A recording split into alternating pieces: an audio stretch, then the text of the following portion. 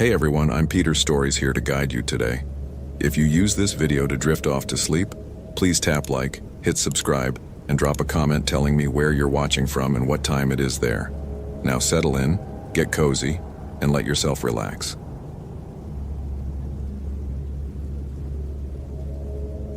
The moss grew thick enough to muffle footsteps, Daniel Reeves had learned, which meant you could walk within 10 feet of someone in the Olympic rainforest and never know they were there. He'd been a ranger for 6 years at Olympic National Park, and that particular fact still bothered him more than he cared to admit. Especially on days like this when he was hiking alone up the Enchanted Valley Trail to check on an overdue backcountry permit. The permit holder was Lauren Keating, 28, from Seattle, solo hiker. She'd filed for 5 days in the Kinole River drainage and was now 3 days past her return date.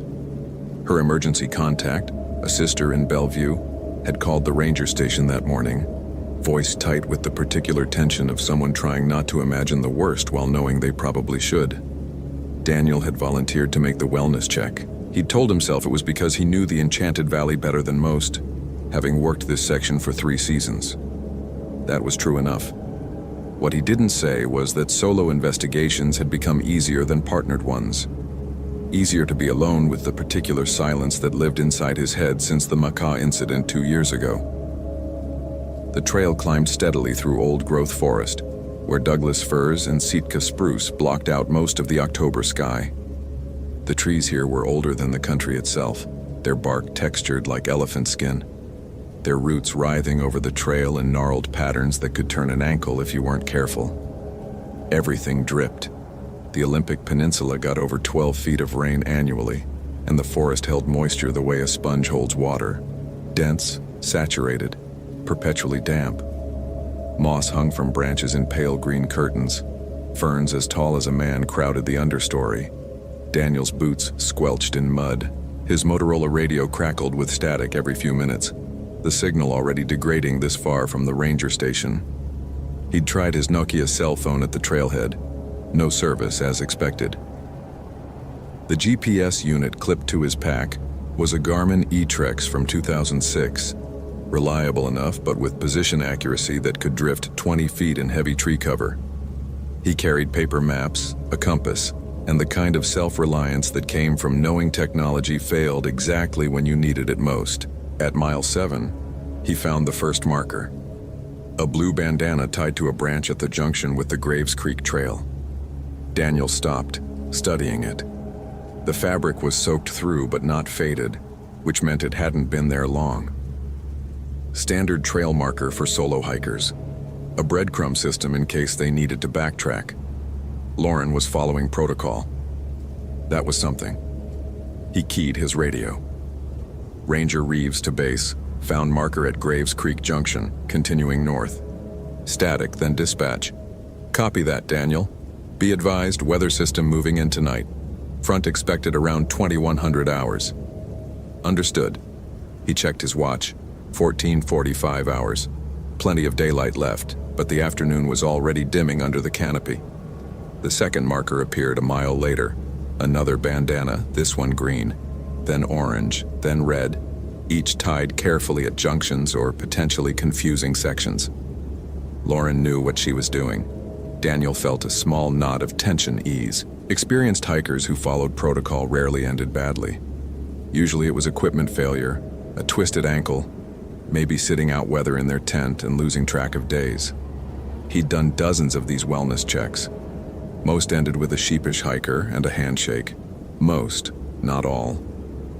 The trail opened abruptly at mile 11 into Enchanted Valley proper, and Daniel stopped to take in the view despite having seen it hundreds of times. The valley floor spread wide and flat, a meadow of waist-high grass bisected by the braided channels of the Kinole River. The valley walls rose sheer on both sides, granite faces streaked with waterfalls that caught the filtered light in threads of silver. At the valley's head, the dark mass of Anderson Glacier hung between peaks, feeding the river with meltwater that made the whole valley echo with the sound of rushing water. The Enchanted Valley Chalet sat in the middle of the meadow, a 2-story log structure built in 1931, and now maintained by the Park Service as an emergency shelter. Daniel scanned the area with his binoculars. No smoke from the chalet's chimney. No tents visible in the camping area north of the building. He keyed his radio again. Reeves to base, at Enchanted Valley. No visual on subject yet. Checking designated camping zones. Copy. Keep us posted. The camping area was a quarter-mile past the chalet, a series of designated sites marked by wooden posts in the trees. Daniel found Lauren's camp at Site 7. The tent was still standing. That was the first thing that struck him as wrong. A small two-person REI backpacking tent, forest green, properly staked and fly-secured. The vestibule was zipped shut. No damage from weather or animals. The rain cover showed water beading properly, which meant the fabric coating was intact. Everything looked maintained. Daniel approached slowly, that particular sixth sense that came from years of backcountry work starting to ping warnings he couldn't yet articulate. Ms. Keating? Lauren? This is Ranger Reeves with Olympic National Park. No response. The forest swallowed his voice like it swallowed everything else. He circled the tent. A bear canister sat properly stored 15 feet away, rope hung from a branch per regulations. Her boots were tucked neatly under the vestibule awning. A pair of Merrill hiking boots, women's size 8, dry under the protective overhang. The boots were what made Daniel's stomach drop. You didn't leave your boots behind in the backcountry, not unless you weren't planning to come back or couldn't. Lauren? He raised his voice, scanning the tree line. If you can hear me, I need you to respond. Your sister is worried. I'm here to help. The river provided the only answer, that constant white noise of moving water. Daniel pulled on a latex glove from his first aid kit, protocol for potentially disturbed scenes, and unzipped the tent vestibule. The smell that emerged wasn't decay, which was a relief, just the musty odor of confined space and damp nylon. Inside, everything was organized with almost unsettling precision. Sleeping bag rolled and stuffed, sleeping pad deflated and folded. Stove and fuel canister secured in a stuff sack. Her pack leaned against the back wall, fully loaded, hip belt clipped. A small solar charger was attached to the pack's exterior, its LED indicator showing green, fully charged. On top of the sleeping bag sat a moleskin journal, closed, with a Bic pen resting on the cover. Daniel stared at the journal for longer than necessary. Something about its placement felt deliberate, like it was waiting to be found. He picked it up carefully, opened to the last written page. Lauren's handwriting was clear, slightly slanted, the letters pressed deep into the paper. October 14th, 2008, Day 4. Can't sleep. Keep standing at the tree line. Same spot as last night. White dress, long black hair covering face. Just standing, watching the tent. I know what you're thinking reading this. I know how it sounds. But I'm not hallucinating. I'm not hypothermic.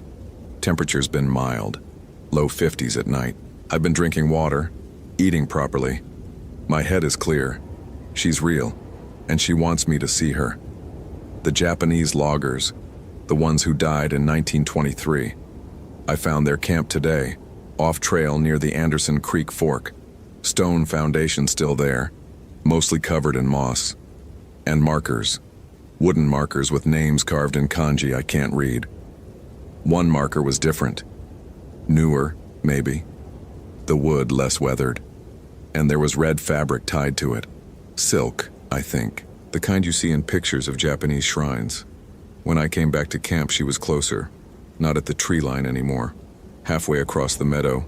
Same white dress. Same hair. Not moving. Just present. I should leave. Every rational part of my brain is screaming to pack up and hike out. But I can't shake the feeling that she's showing me something. That there's a reason she's here. A reason I'm here. The temperature dropped 20 degrees when she appeared. My breath fogged. In October. In 50-degree weather. I'm going to try to approach her tonight. I need to know what she wants. The entry ended there. Daniel flipped forward. Blank pages. He flipped backward through earlier entries. Standard hiking journal stuff, trail conditions, wildlife sightings, philosophical musings about solitude. All perfectly normal until the entry from October 13th. Saw someone at dusk, woman in white, Long, dark hair, standing near the river. Called out, but she didn't respond. Gone when I looked again, probably another hiker, though I haven't seen anyone else in 2 days. Daniel's hands were steady as he closed the journal, but that old familiar tightness had returned to his chest. The one that came with too many coincidences, too many details that didn't fit the rational explanations he was supposed to provide. He'd read enough missing persons reports to know the patterns. Hypothermia caused delirium. People wandered off in confused states. They took off clothes because their overheated brains misread signals. They made poor decisions based on scrambled perceptions. But hypothermia didn't explain organized campsites. It didn't explain carefully written journal entries about specific locations and historical details. And it sure as hell didn't explain someone walking out of camp without their boots. Daniel photographed the tent's interior with his digital camera, a Canon PowerShot that the Park Service had issued earlier that year. He bagged the journal as evidence. Then he backed out of the tent and stood in the campsite, turning slowly, trying to see what Lauren had seen. The Enchanted Valley lived up to its name in a way that made Daniel's skin prickle. The afternoon light was fading faster now, the sun blocked by the western valley wall. Shadows stretched across the meadow like reaching fingers. The waterfalls on the granite faces seemed louder than they should be, their white noise almost forming patterns if you listened too carefully. And the trees, those ancient moss-draped giants, felt less like silent witnesses and more like an audience. Daniel had felt this way before. 2 years ago on a search and rescue in the Ozette Triangle area near the Macaw Reservation. 7-year-old boy, missing for 2 days. They'd found him eventually, alive, hypothermic but responsive. But what the boy had described seeing in those woods, what several of the Maca searchers claimed to have glimpsed in the fog, had never quite settled right in Daniel's mind. He'd written it off as mass suggestion. Stress. The brain's tendency to find patterns in chaos. He'd written it off, and then he'd started having the dreams. The radio crackled. Base to Reeves. Status? Daniel keyed the mic. Found subject's camp at Site 7. Tent intact, gear present. No sign of subject. Evidence suggests she may have left camp voluntarily during evening hours. Day 4 of her trip. Recovered journal with... He paused, choosing words carefully. With concerning entries. Requesting SAR team for grid search, starting at first light. Copy that. You planning to stay on site tonight? Daniel looked at the tent, then at the darkening tree line. Every instinct said to hike out now, while he still had daylight. But protocol was protocol. You didn't abandon a scene in an active missing persons case. And besides, Lauren might return to her camp. It happened sometimes. Affirmative. I'll bivouac near the chalet. Radio check at 600. Stay safe, Daniel. Weather's coming in heavy. He signed off and started setting up his own tent near the chalet, where regulations allowed emergency camping for rangers. The chalet itself was locked for the season, but it provided some windbreak. As Daniel worked, hammering stakes and tensioning guy lines, he couldn't shake the feeling of being watched. He'd felt this way on the Maca search too, right before they found the boy, right before they found the other things. By the time Daniel finished setting up camp, full darkness had settled over the valley. The temperature had dropped noticeably. He could see his breath now, which seemed wrong for mid-October at this elevation. The forecast had called for lows in the mid-40s. This felt closer to freezing. He started a small fire in the designated ring near the chalet, as much for psychological comfort as warmth. The flames pushed back the darkness maybe 10 feet, turning everything beyond into an impenetrable wall of black. The sound of the river filled the space where human noise should be. Conversation, laughter, the comfortable sounds of other campers. But Daniel was alone. Completely alone in a valley that suddenly felt far too large and far too empty. He heated water for freeze-dried chili, eating mechanically while his mind worked through possibilities. Lauren's journal mentioned Japanese loggers dying in 1923. Daniel had a vague awareness of the Olympic Peninsula's logging history. Japanese immigrants had been a significant part of the workforce in the early 20th century, facing discrimination and dangerous conditions. But he didn't know about any specific incident in 1923, and he'd never heard about a logging camp near Anderson Creek. That was something to verify. If Lauren had found physical evidence of a camp, that was a concrete lead. But the rest of it, the woman in white, the temperature drop, the feeling of being watched, that fell into a category Daniel had trained himself not to think about too carefully.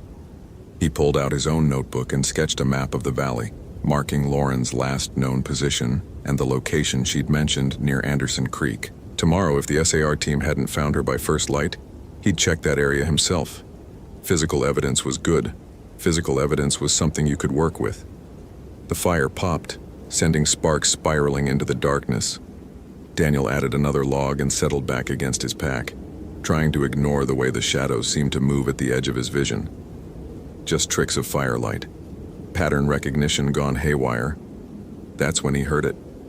A sound like silk dragging across grass, coming from the direction of Lauren's camp. Daniel's hand went to the mag light on his belt. He clicked it on, the beam cutting through darkness that felt suddenly solid, resistant to penetration. The sound stopped. "Lauren?" His voice came out harder than intended. "If that's you, I need you to identify yourself." Nothing. Just the river and the wind and the peculiar silence that settled between sounds in these mountains. Daniel stood, playing the flashlight beam across the meadow toward the camping area. The grass moved in the wind, creating patterns of light and shadow. His light caught the green of Lauren's tent, maybe 80 yards away. The tent flap moved slightly. Just wind. Had to be wind. But something about the movement seemed wrong. Too purposeful. He started walking toward it, each step deliberate, his free hand resting on the canister of bear spray on his hip. Protocol said he should radio this in, but what would he say? That he heard something that might have been fabric? That he had a bad feeling? Halfway across the meadow, the temperature dropped again, precipitously. Daniel's breath came out in thick clouds. The moisture in the air seemed to crystallize, creating a faint haze that his flashlight couldn't quite penetrate. And beneath the sound of the river, almost subliminal, he heard something that might have been breathing, or might have been wind moving through a particular gap in the trees, or might have been his own pulse hammering in his ears. The tent was empty when he reached it. Of course it was empty. He'd searched it hours ago and nothing had changed. The journal was gone, bagged as evidence in his pack, but everything else remained exactly as he'd found it. Sleeping bag, stove, that carefully organized gear that suggested Lauren had left intentionally, knowing she could return. Except she hadn't returned. Daniel played his light across the ground near the tent. No fresh tracks. The mud held prints from his own boots and what he assumed were Lauren's.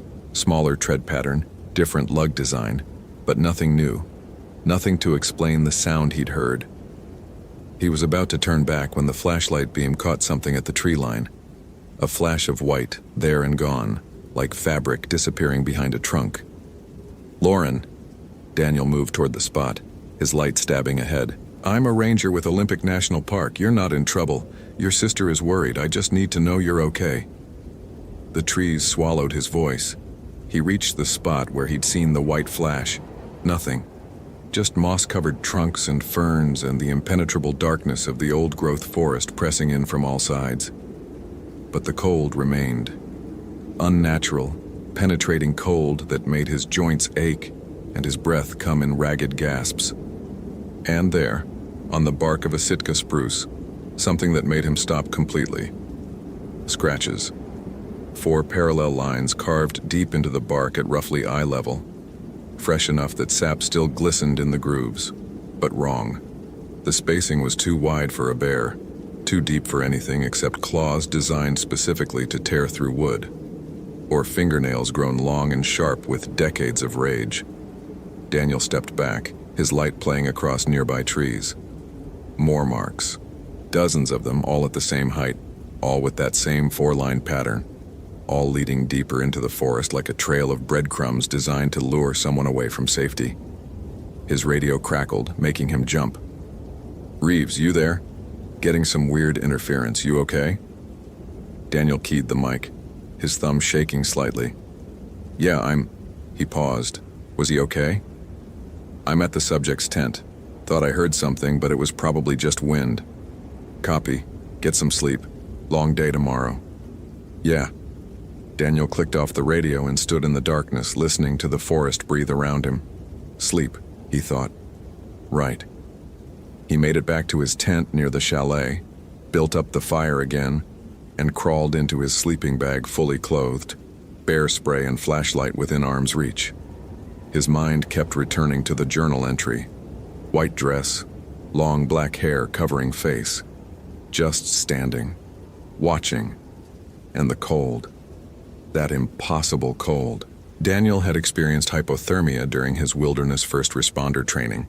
He knew the signs: confusion, drowsiness, loss of coordination, eventually unconsciousness and death. But he also knew that hypothermic hallucinations were typically confused, nonsensical, not detailed observations about specific historical events and geographic locations. Lauren's writing had been clear, methodical.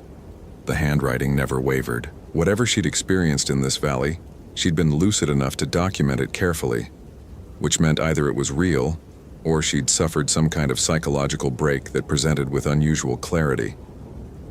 Daniel didn't want to think about which option scared him more. He must have dozed eventually because he jolted awake to complete darkness, the fire reduced to coals, and the sound of someone screaming. No, not screaming. Singing, high and thin and distant, coming from somewhere up valley.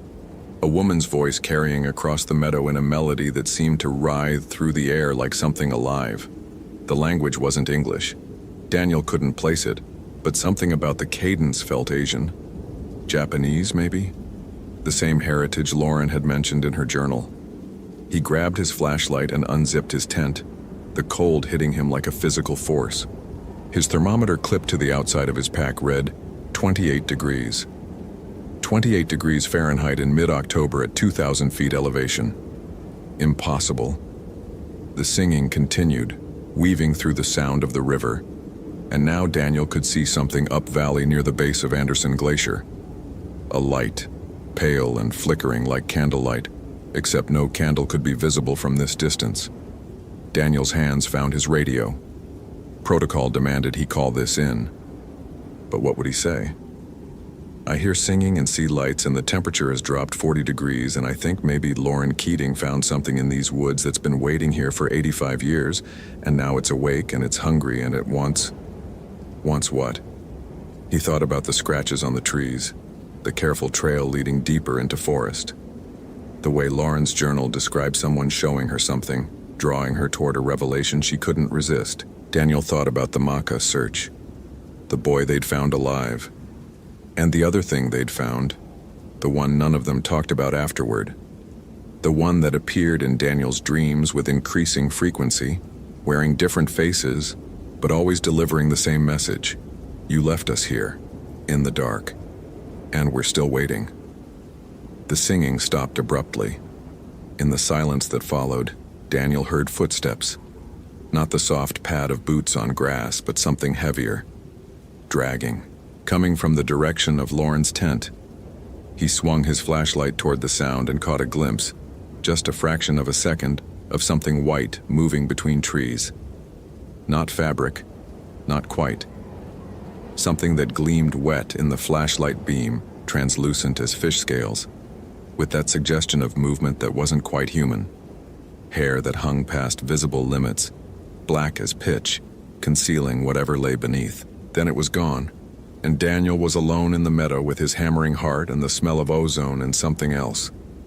Something organic and rotten, like flowers left too long in standing water. The smell from the Maka search, the one he'd convinced himself he'd imagined. Daniel backed toward his tent, flashlight sweeping the tree line, every nerve screaming at him to run. But where? The nearest ranger station was 11 miles back the way he'd come, through darkness and forest and whatever else was out here. And Lauren was still missing. That was his job. Find Lauren. Bring her home, even if home was the last place she wanted to go.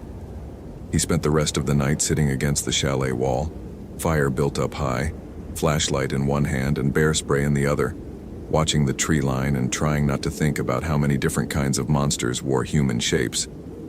The singing didn't return, but the cold persisted, and twice more he thought he saw movement at the edge of his vision, white flashes that vanished when he turned his head. Dawn came reluctantly, the sky above the valley lightening to gray without ever quite achieving color. Daniel radioed base as soon as he had signal, his voice hoarse from cold and lack of sleep. "SAR team's on the way," dispatch told him. "ETA 3 hours. You want to wait or start the search?" Daniel looked at the forest, then at his map with its notation of Anderson Creek. "I'm going to check a location the subject mentioned in her journal. Off trail near the Anderson Creek Fork. If I'm not back by the time SAR arrives, send them after me. I'll leave flagging tape." "Copy that. Be careful, Daniel." Careful. Right.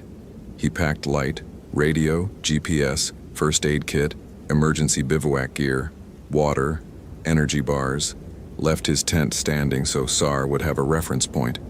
Then he headed up valley following the Quinault River toward the glacier. The forest here was even older than the lower sections, the trees massive beyond comprehension. Some of the trunks were 15 feet in diameter, their crowns lost in a canopy so thick it created permanent twilight. Nurse logs as big as houses lay decomposing across the forest floor, giving birth to new generations of trees that grew from their rotting mass. Everything was layered, moss on bark, on rock, on soil, on more moss. Life consuming death, consuming life in endless cycle. Daniel found the Anderson Creek Fork after 40 minutes of bushwhacking. The creek itself was running high with glacier melt, clear and cold, cutting through granite bedrock. He turned north following the stream, looking for anything that might indicate historical habitation. He almost missed it. The stone foundation was exactly where Lauren had described, maybe 200 yards up from the fork, tucked into a bench where the terrain flattened enough for construction. Moss covered everything, thick as carpet, but beneath the green, Daniel could make out the rectangular outline of a structure, maybe 20 by 30 feet, substantial for a logging camp. And the markers. 6 of them, wooden posts driven into the ground in 2 rows of 3, positioned where grave markers might be. The wood was weathered gray, split and rotted in places, but the kanji carved into each post was still visible.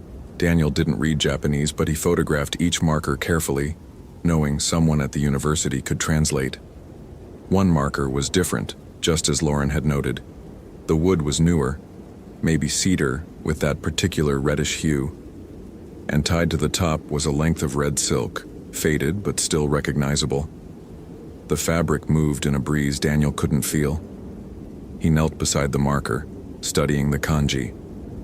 3 characters carved with care, the strokes deep and deliberate, and beneath the characters in English, roughly scratched as if added later, Hanako, beloved daughter, wronged. Daniel's breath caught. He pulled out his notebook and wrote down the name, then started photographing the site systematically.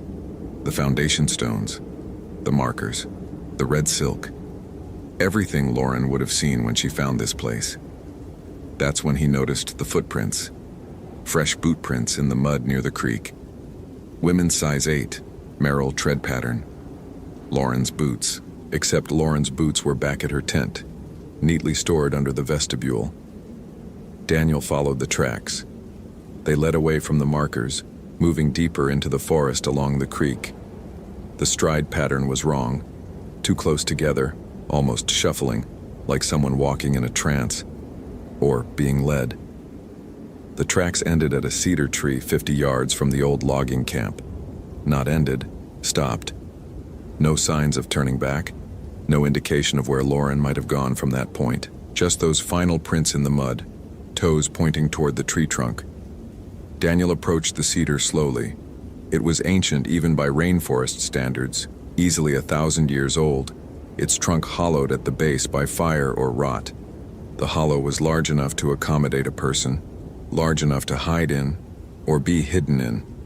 He pointed his flashlight into the darkness of the hollow and immediately wished he hadn't. Lauren sat inside, or what remained of Lauren.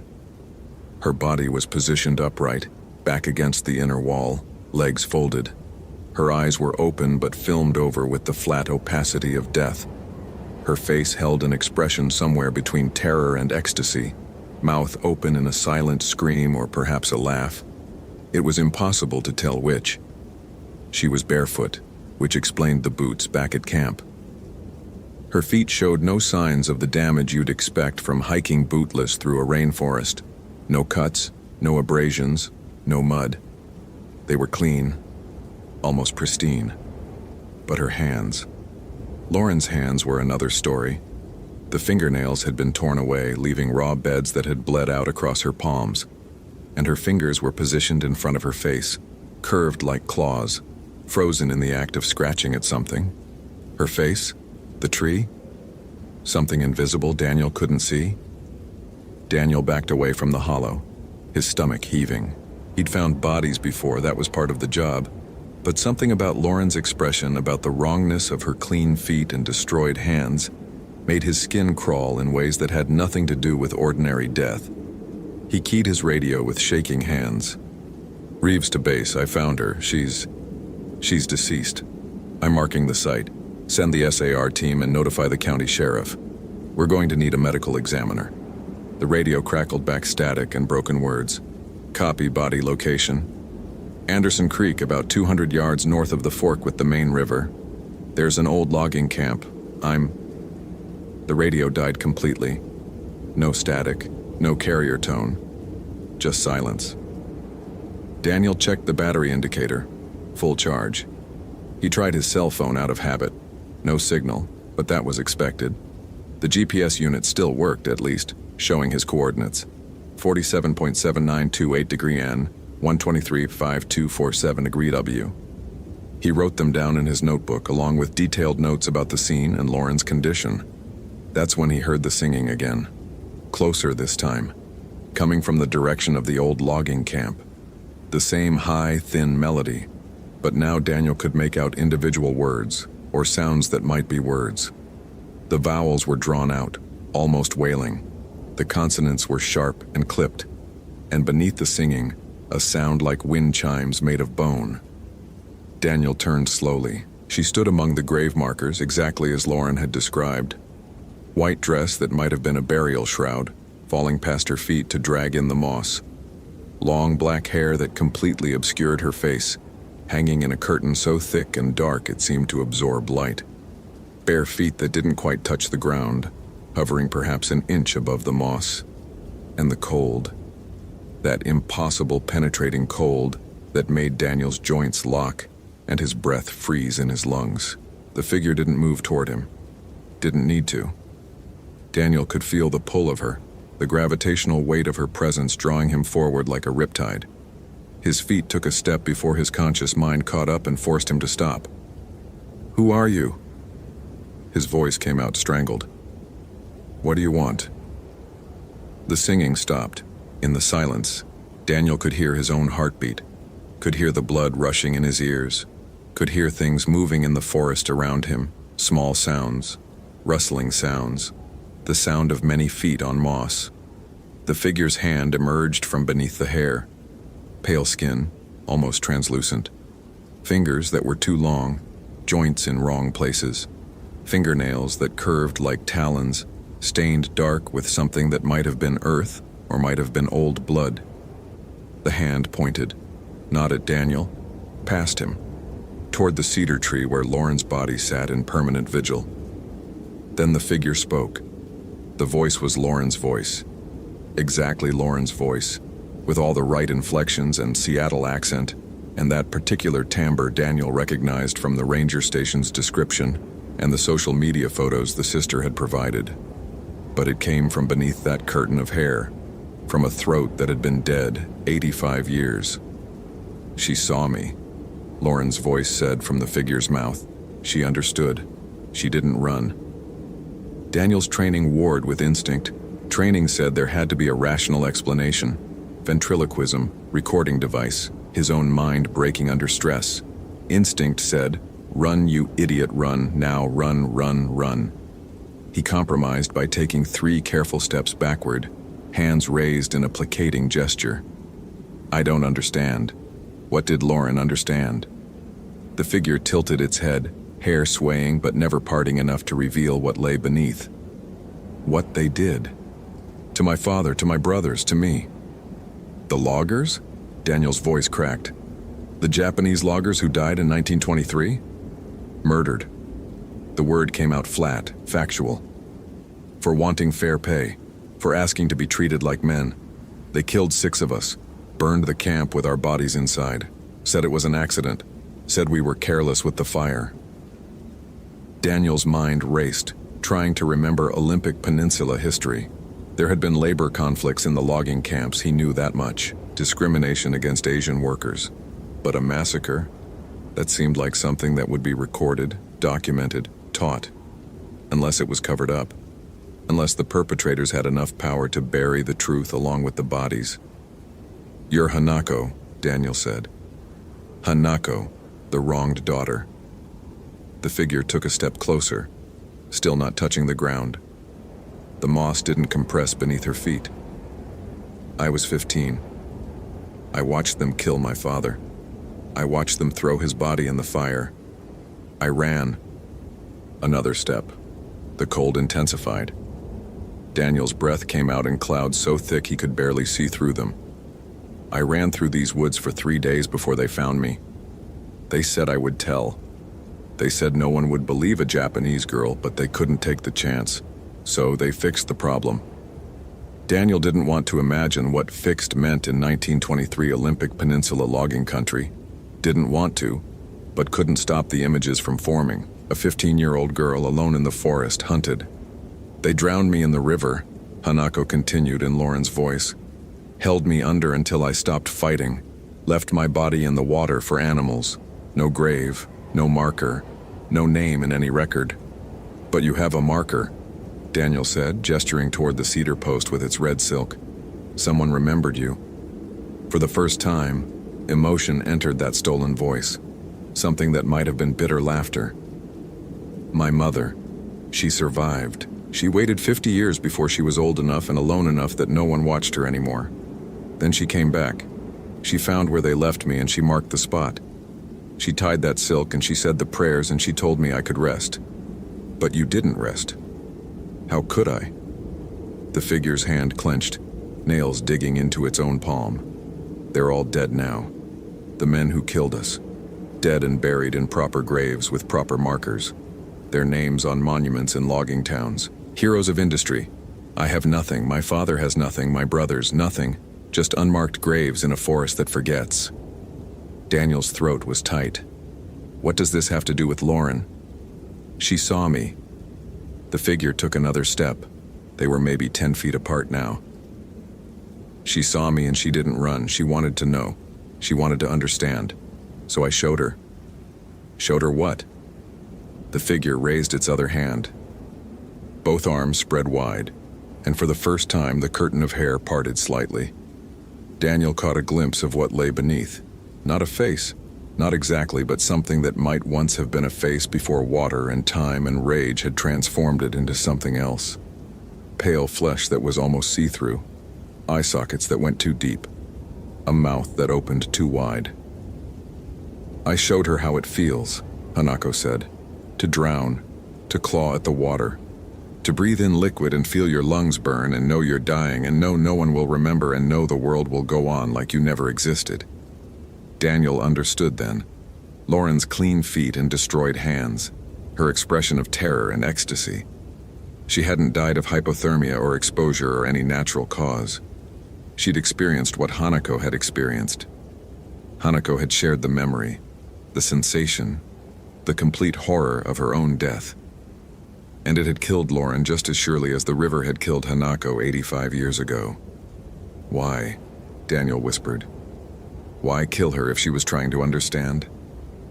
The figure dropped its arms. The hair fell back into place, mercifully obscuring that almost face. I didn't mean to kill her, I meant to show her, to make her bear witness, but the memory was too strong. The rage was too strong.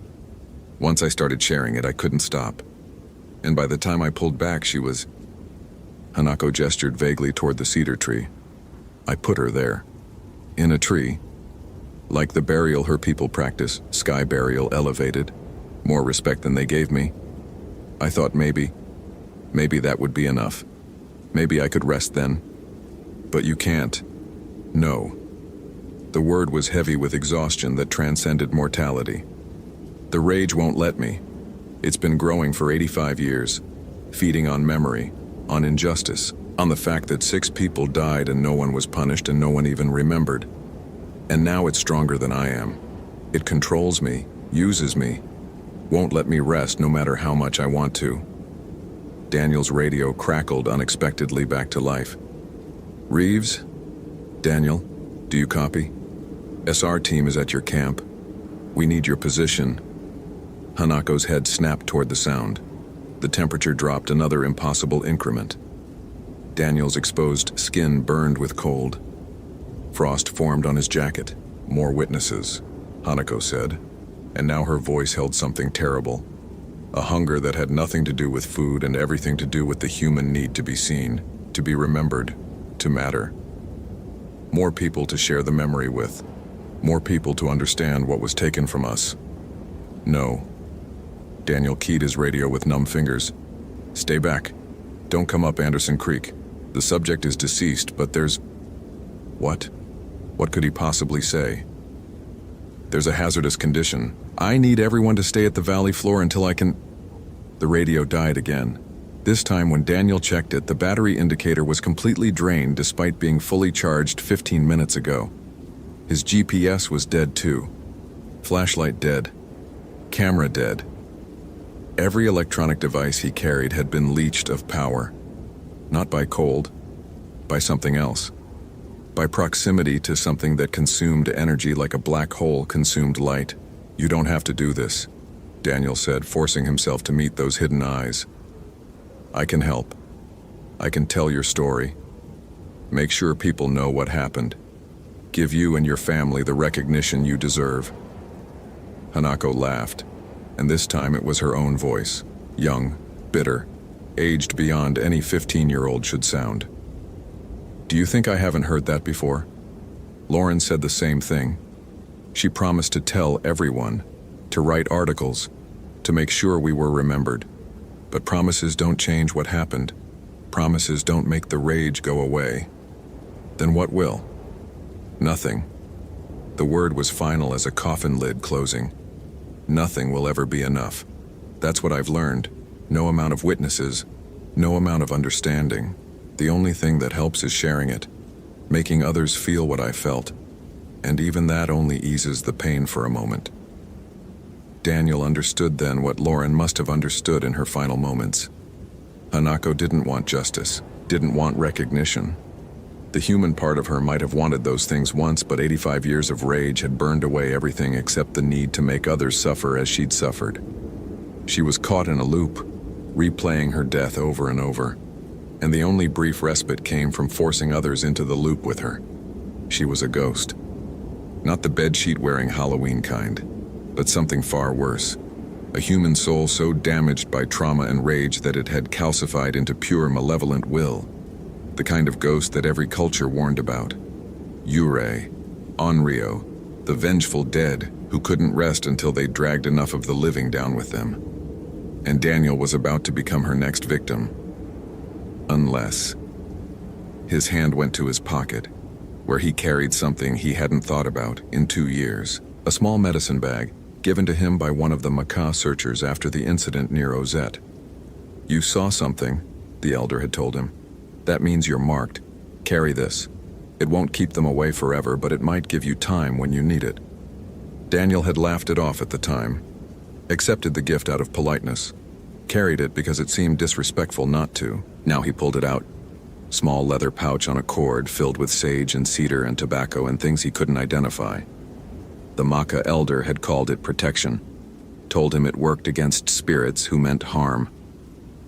Hanako hissed.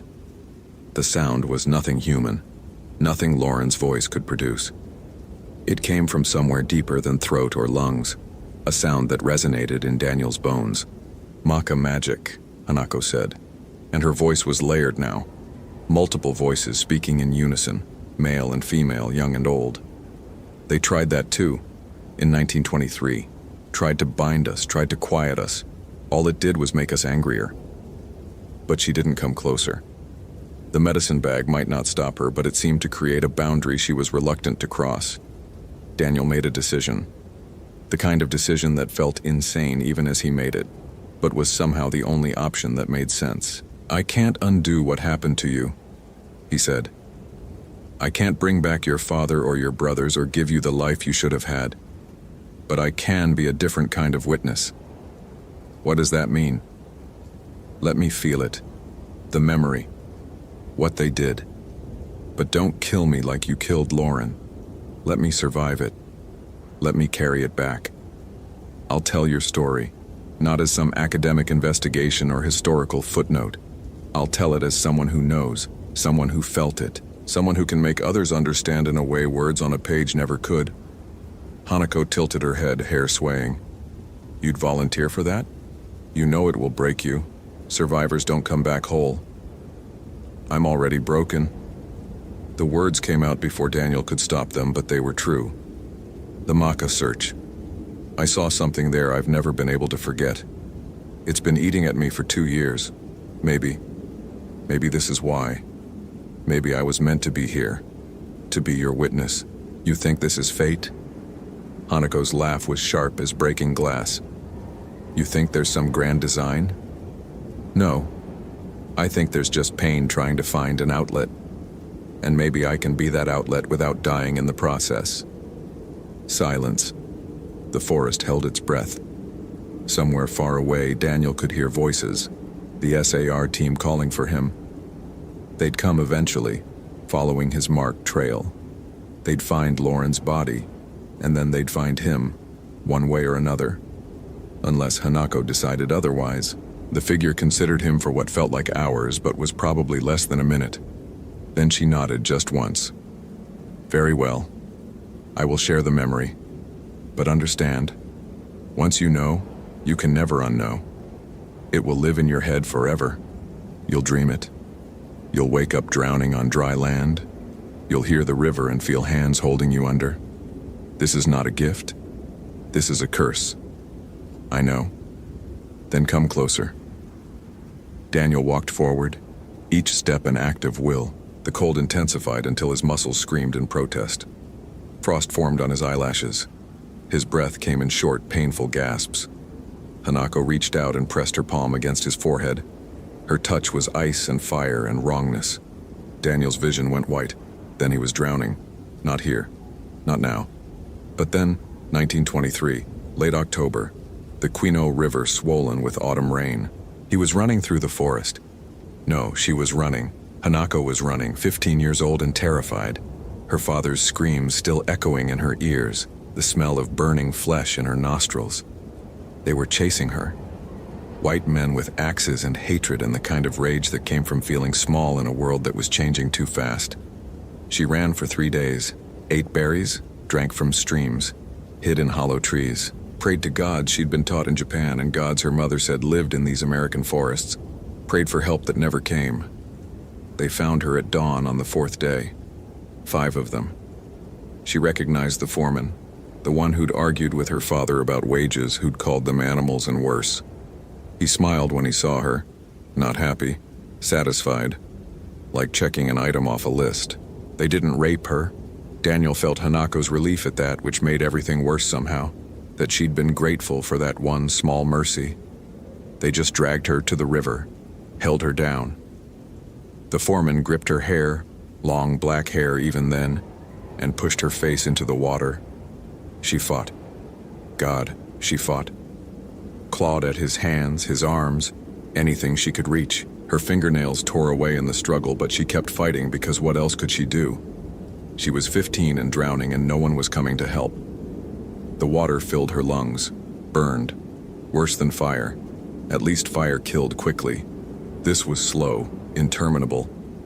Her body convulsed, her vision tunneled, and all she could think was, no one will remember. No one will know. I'm going to die, and it will be like I never existed. That was worse than the physical pain. The erasure, the certainty that her death meant nothing, would change nothing. That the men who killed her would go home and eat dinner and sleep soundly and never face consequences. The memory ended. Daniel collapsed in the present, gasping, his face wet with tears and mucus and water that shouldn't be there but was. His throat burned. His chest ached. His hands were shredded. No, not shredded. That was phantom pain. His hands were fine, but he could still feel the sensation of his own nails tearing away. "Jesus Christ," he whispered. Then louder, "Jesus Christ." He vomited into the moss, retched until nothing came up but bile. Kept retching anyway, his body trying to expel something that wasn't physical, couldn't be expelled. When he finally looked up, Hanako was gone. No, not gone. Fading. He could see through her now, could see the trees behind her translucent form. She looked smaller, more human, more like the 15-year-old girl she'd been. "You understand now?" she said, and her voice was quiet, exhausted. "You felt it?" "Yes." Daniel's voice was raw. "I felt it. I'll never stop feeling it." "Good." A pause. "Tell them. Tell everyone. Make them understand what was taken." "I will. I promise." "Promises." Hanako laughed softly.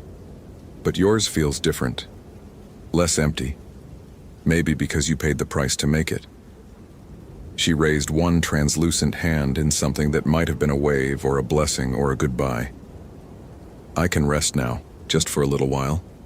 The memory isn't only mine anymore. That helps. That eases the pressure." "Will you come back?" Daniel asked. "After you rest?" "Eventually. The rage won't stay quiet forever. But maybe there will be longer gaps between hauntings. Maybe someday there will be enough witnesses that I can finally sleep." She faded completely then, leaving Daniel alone in the forest with the marks of drowning on his throat and the taste of river water in his mouth, and the absolute certainty that he would never be the same. The SAR team found him 20 minutes later, sitting beside Lauren's body, staring at nothing.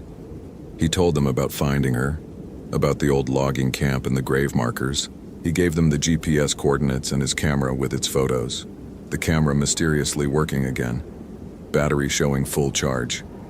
He didn't tell them about Hanako, not then. How could he? How do you explain something like that in a way that doesn't get you put on psychological leave? But he would tell them, eventually. He'd tell everyone. That was his job now, his purpose. Hanako's witness.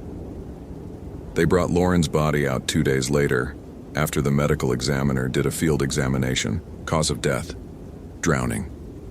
Somehow, impossibly, she'd drowned in a forest miles from any body of water deep enough. The ME noted water in her lungs, fresh water, consistent with the Kino River. No one could explain how it got there. Daniel could have explained. Didn't. Not yet. He stayed on as a ranger at Olympic National Park, requested assignment to the Kinault River drainage specifically. He visits the old logging camp every month, leaves offerings at the grave markers, sage, tobacco, rice, sake, things the Maka elder told him spirits appreciated. And every year on October 17th, the date Hanako died, the date he finally found in historical records after weeks of research, he sits beside her unmarked spot and tells her story to the empty forest. Sometimes he brings students, history majors writing theses on labor conflicts in Pacific Northwest logging camps, journalists covering stories about historical injustices, activists fighting for recognition of anti-Asian violence. He shows them the markers, tells them about 6 Japanese loggers killed in 1923, about a 15-year-old girl murdered to keep her silent, about 85 years of rage and erasure. He tells them what happened to Lauren, how she died trying to bear witness, how witnessing isn't passive, isn't safe, isn't something you walk away from unchanged. He doesn't tell them that he drowns in his dreams every night, that he wakes up gasping, hands clawing at his throat, the taste of river water in his mouth. That's his burden to carry, his price for survival. He doesn't tell them that sometimes, on foggy mornings in the valley, he sees a figure in white standing at the tree line, watching, waiting, resting until the rage builds again and she needs another witness. He doesn't tell them that he knows.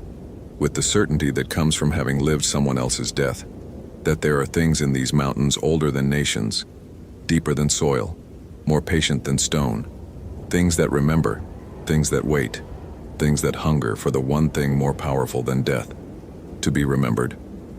Daniel Reeves stays at his post. He tells Hanako's story. He bears witness. And when the time comes when she needs another voice, another vessel for her rage, he'll be there, ready, willing. Because some promises once made can't be broken without breaking yourself.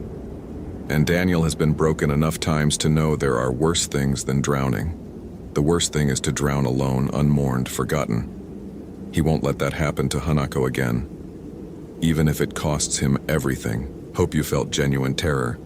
If you appreciate authentic horror rooted in real folklore, consider following for more stories.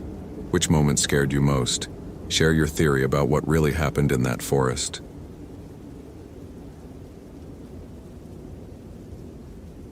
Ryan Shepard had never believed in ghosts, and at 34, with 8 years as a ranger in North Cascades National Park under his belt, he'd seen enough to know that every supernatural occurrence had a rational explanation.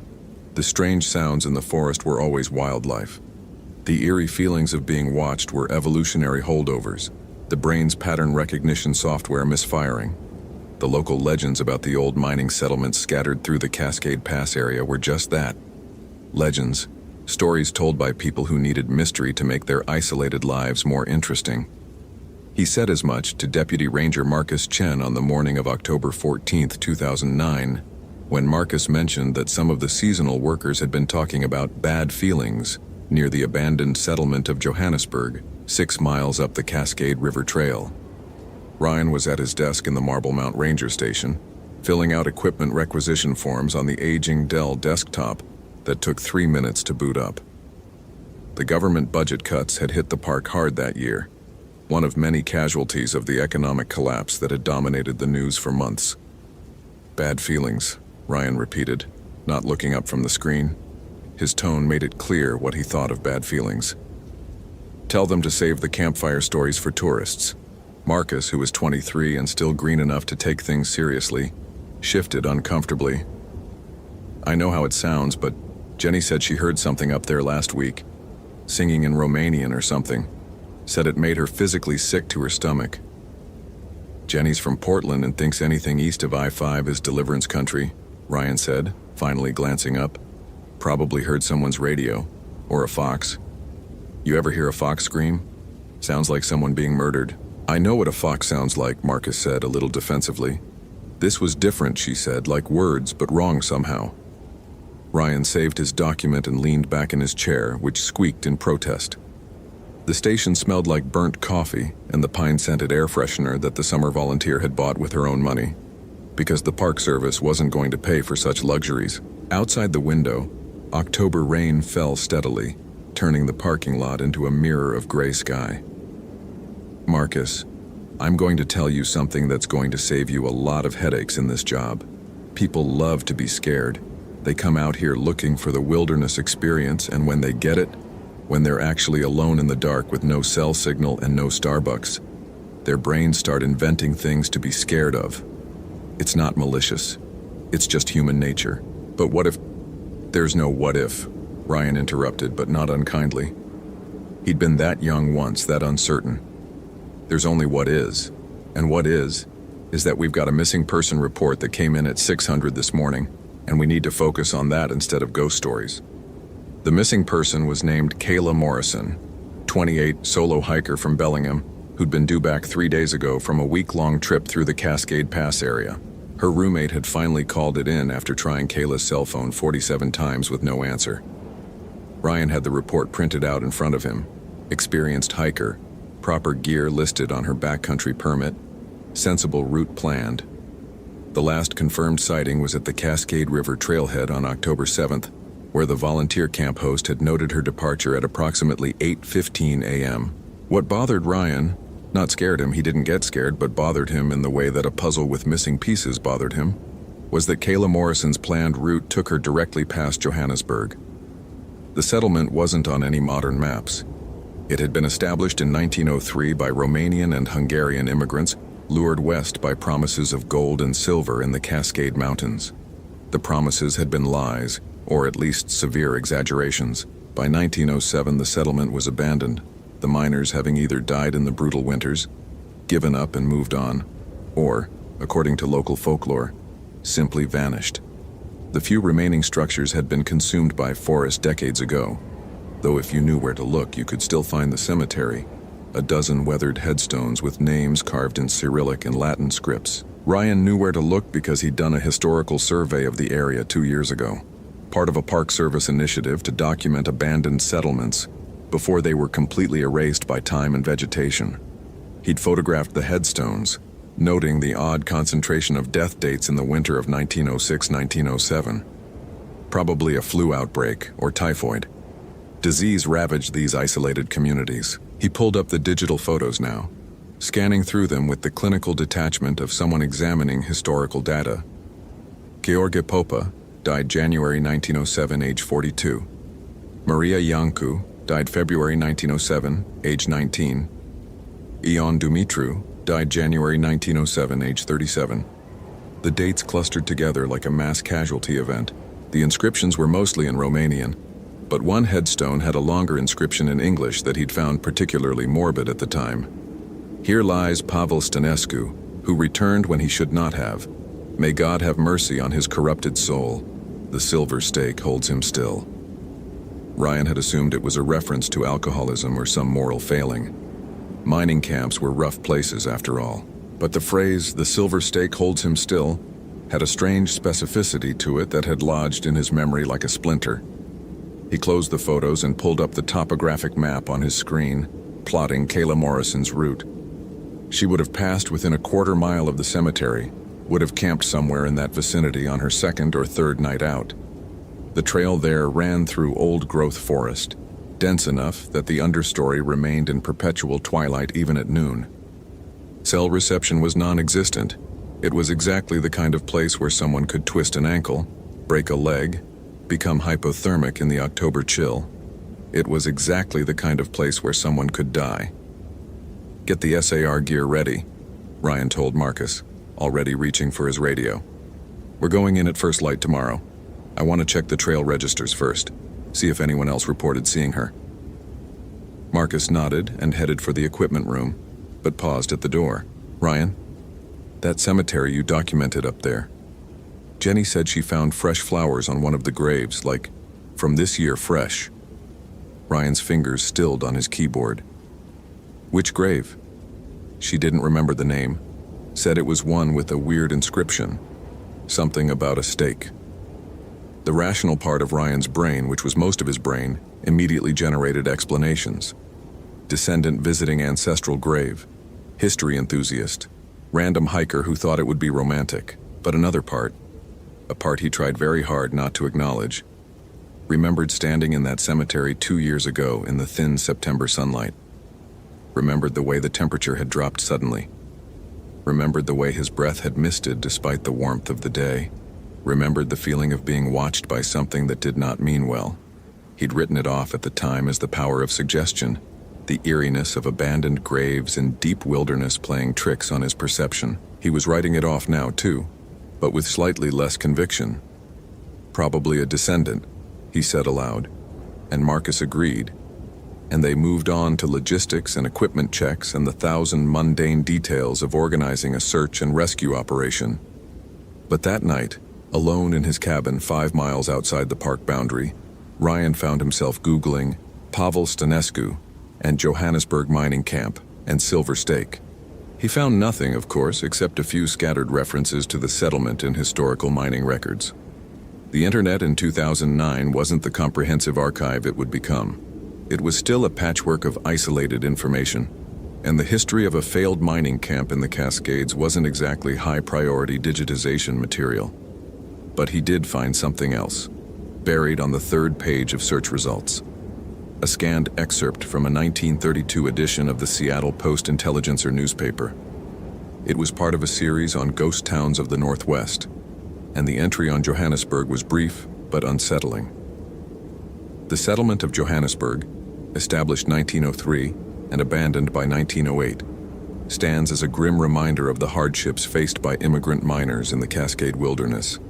Local Skagit tribe members avoid the area, citing old warnings about hungry dead who could not rest. Several hikers in the 1920s reported disturbing experiences near the settlement, including the disappearance of James Mackenzie in 1924 and Sarah Holbrook in 1927, whose bodies were never recovered despite extensive searches.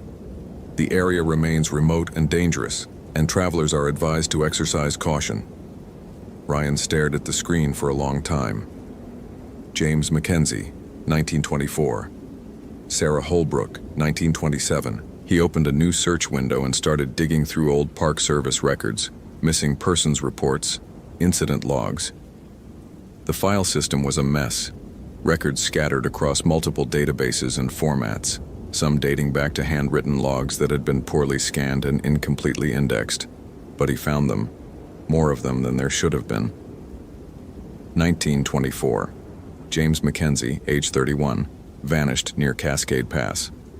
Last seen on trail to Johannesburg area. 1927. Sarah Holbrook, age 24, disappeared during solo hiking trip.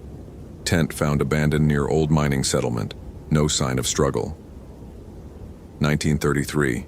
Robert Chen, age 42, failed to return from prospecting trip. Search found his equipment scattered near cemetery, but no body. 1956. Linda Kowalski, age 29, missing after reporting strange singing on radio to ranger station. Last known position near Johannesburg. 1973. Thomas Brennan, age 35, vanished. Hiking partner reported Brennan became obsessed with Old Cemetery, insisted on camping there despite partner's objections. Partner woke to find Brennan gone. 1989. Michelle Tran, age 31, disappeared. Journal found in abandoned backpack described feeling followed and terrible dreams of hungry eyes. The dates went on. A grim chronology spanning 8 decades, 22 disappearances in total, spread across the years but all clustering around the same area, all sharing certain consistencies. Solo hikers or hikers separated from their groups, ages ranging from 24 to 45, most in the late 20s to early 30s, and in the reports where details were preserved, unsettling commonalities emerged. Descriptions of singing or chanting, complaints of feeling watched, mentions of the cemetery, reports of vivid nightmares. Ryan sat back from his laptop, the glow of the screen harsh in his dark cabin. Outside, the October wind moved through the Douglas firs with a sound like rushing water. His coffee had gone cold in its mug, forgotten. 22 people. And now possibly Kayla Morrison made 23. The rational explanations lined up obediently in his mind. The area was remote and dangerous. Accidents happened, bears happened, hypothermia happened. People fell off cliffs or drowned in the frigid streams, or simply got lost and died of exposure. The wilderness killed people. That was a fact. It didn't need supernatural assistance. But 23 people in roughly the same square mile of wilderness across 8 decades, all exhibiting similar behaviors before disappearing. The statistical odds of that were... He didn't know what the statistical odds were, but his gut told him they weren't good. His gut also told him that he should call in sick tomorrow, let Marcus lead the SAR operation, stay as far away from Johannesburg and its cemetery, and its impossible concentration of vanished hikers as possible. But Ryan Shepard didn't believe in ghosts, and he wasn't about to let irrational fear, because that's all it was, irrational fear dressed up in pattern recognition, interfere with his job. A woman was missing. That was the reality. Everything else was superstition and coincidence. He shut the laptop and went to bed, and that night he dreamed of singing in a language he didn't understand, and of hunger that had no bottom, and of something standing at the foot of his bed with eyes that reflected the moonlight like an animal's eyes. But the shape was all wrong, too tall and too angular and too still. He woke at 4:47 a.m. according to the red numbers on his alarm clock, his heart slamming against his ribs, his mouth dry.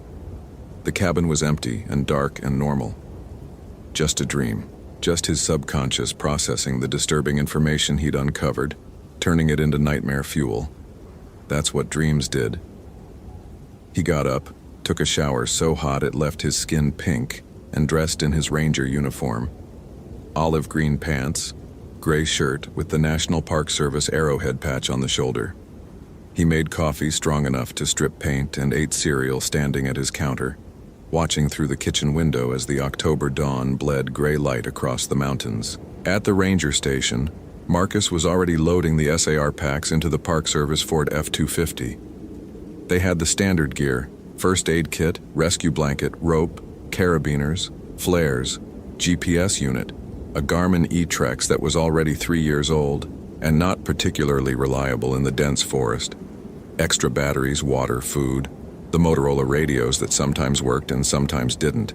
Ryan added his personal gear: a topographic map marked with Kayla Morrison's planned route, a compass, his digital camera, and on an impulse he didn't fully understand, a printout of the historical information about Johannesburg, including the photo of Pavel Stanescu's headstone with its warning about silver stakes. Marcus noticed the printout. Research? Context, Ryan said, which wasn't quite a lie. They drove to the Cascade River trailhead, 23 miles of increasingly rough road that tested the Ford's suspension. The rain had stopped, but the clouds hung low and heavy, turning the forest into shades of gray and green and shadow. At the trailhead, Ryan checked the register. Kayla Morrison had signed in on October 7th at 8:15 a.m., just as the camp host had reported. Her handwriting was neat and confident. Cascade Pass Loop, 7 days, solo, experienced, all gear. No one else had signed in or out in the 4 days since.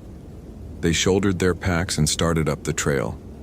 Marcus was young and fit and set a strong pace, but Ryan had experience in pacing, and within the first mile he'd established the rhythm that would carry them through the day.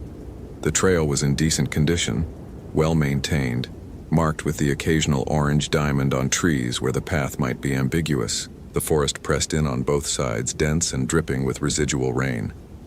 Mushrooms fruited from fallen logs in exotic formations. Moss covered everything like green fur. They hiked for 3 hours before reaching the first potential camping site along Kayla's route, a flat area near a creek where the fire ring and cleared tent sites showed heavy use. No sign of Kayla. They continued on, checking each potential campsite, calling her name at regular intervals, watching for any indication of human passage off trail. The day wore on, and the gray light dimmed toward afternoon, and they found nothing. At 4 p.m., Ryan called a halt at a campsite 2 miles from the Johannesburg area. They'd covered 12 miles, and his knees were informing him that he was 34, not 24.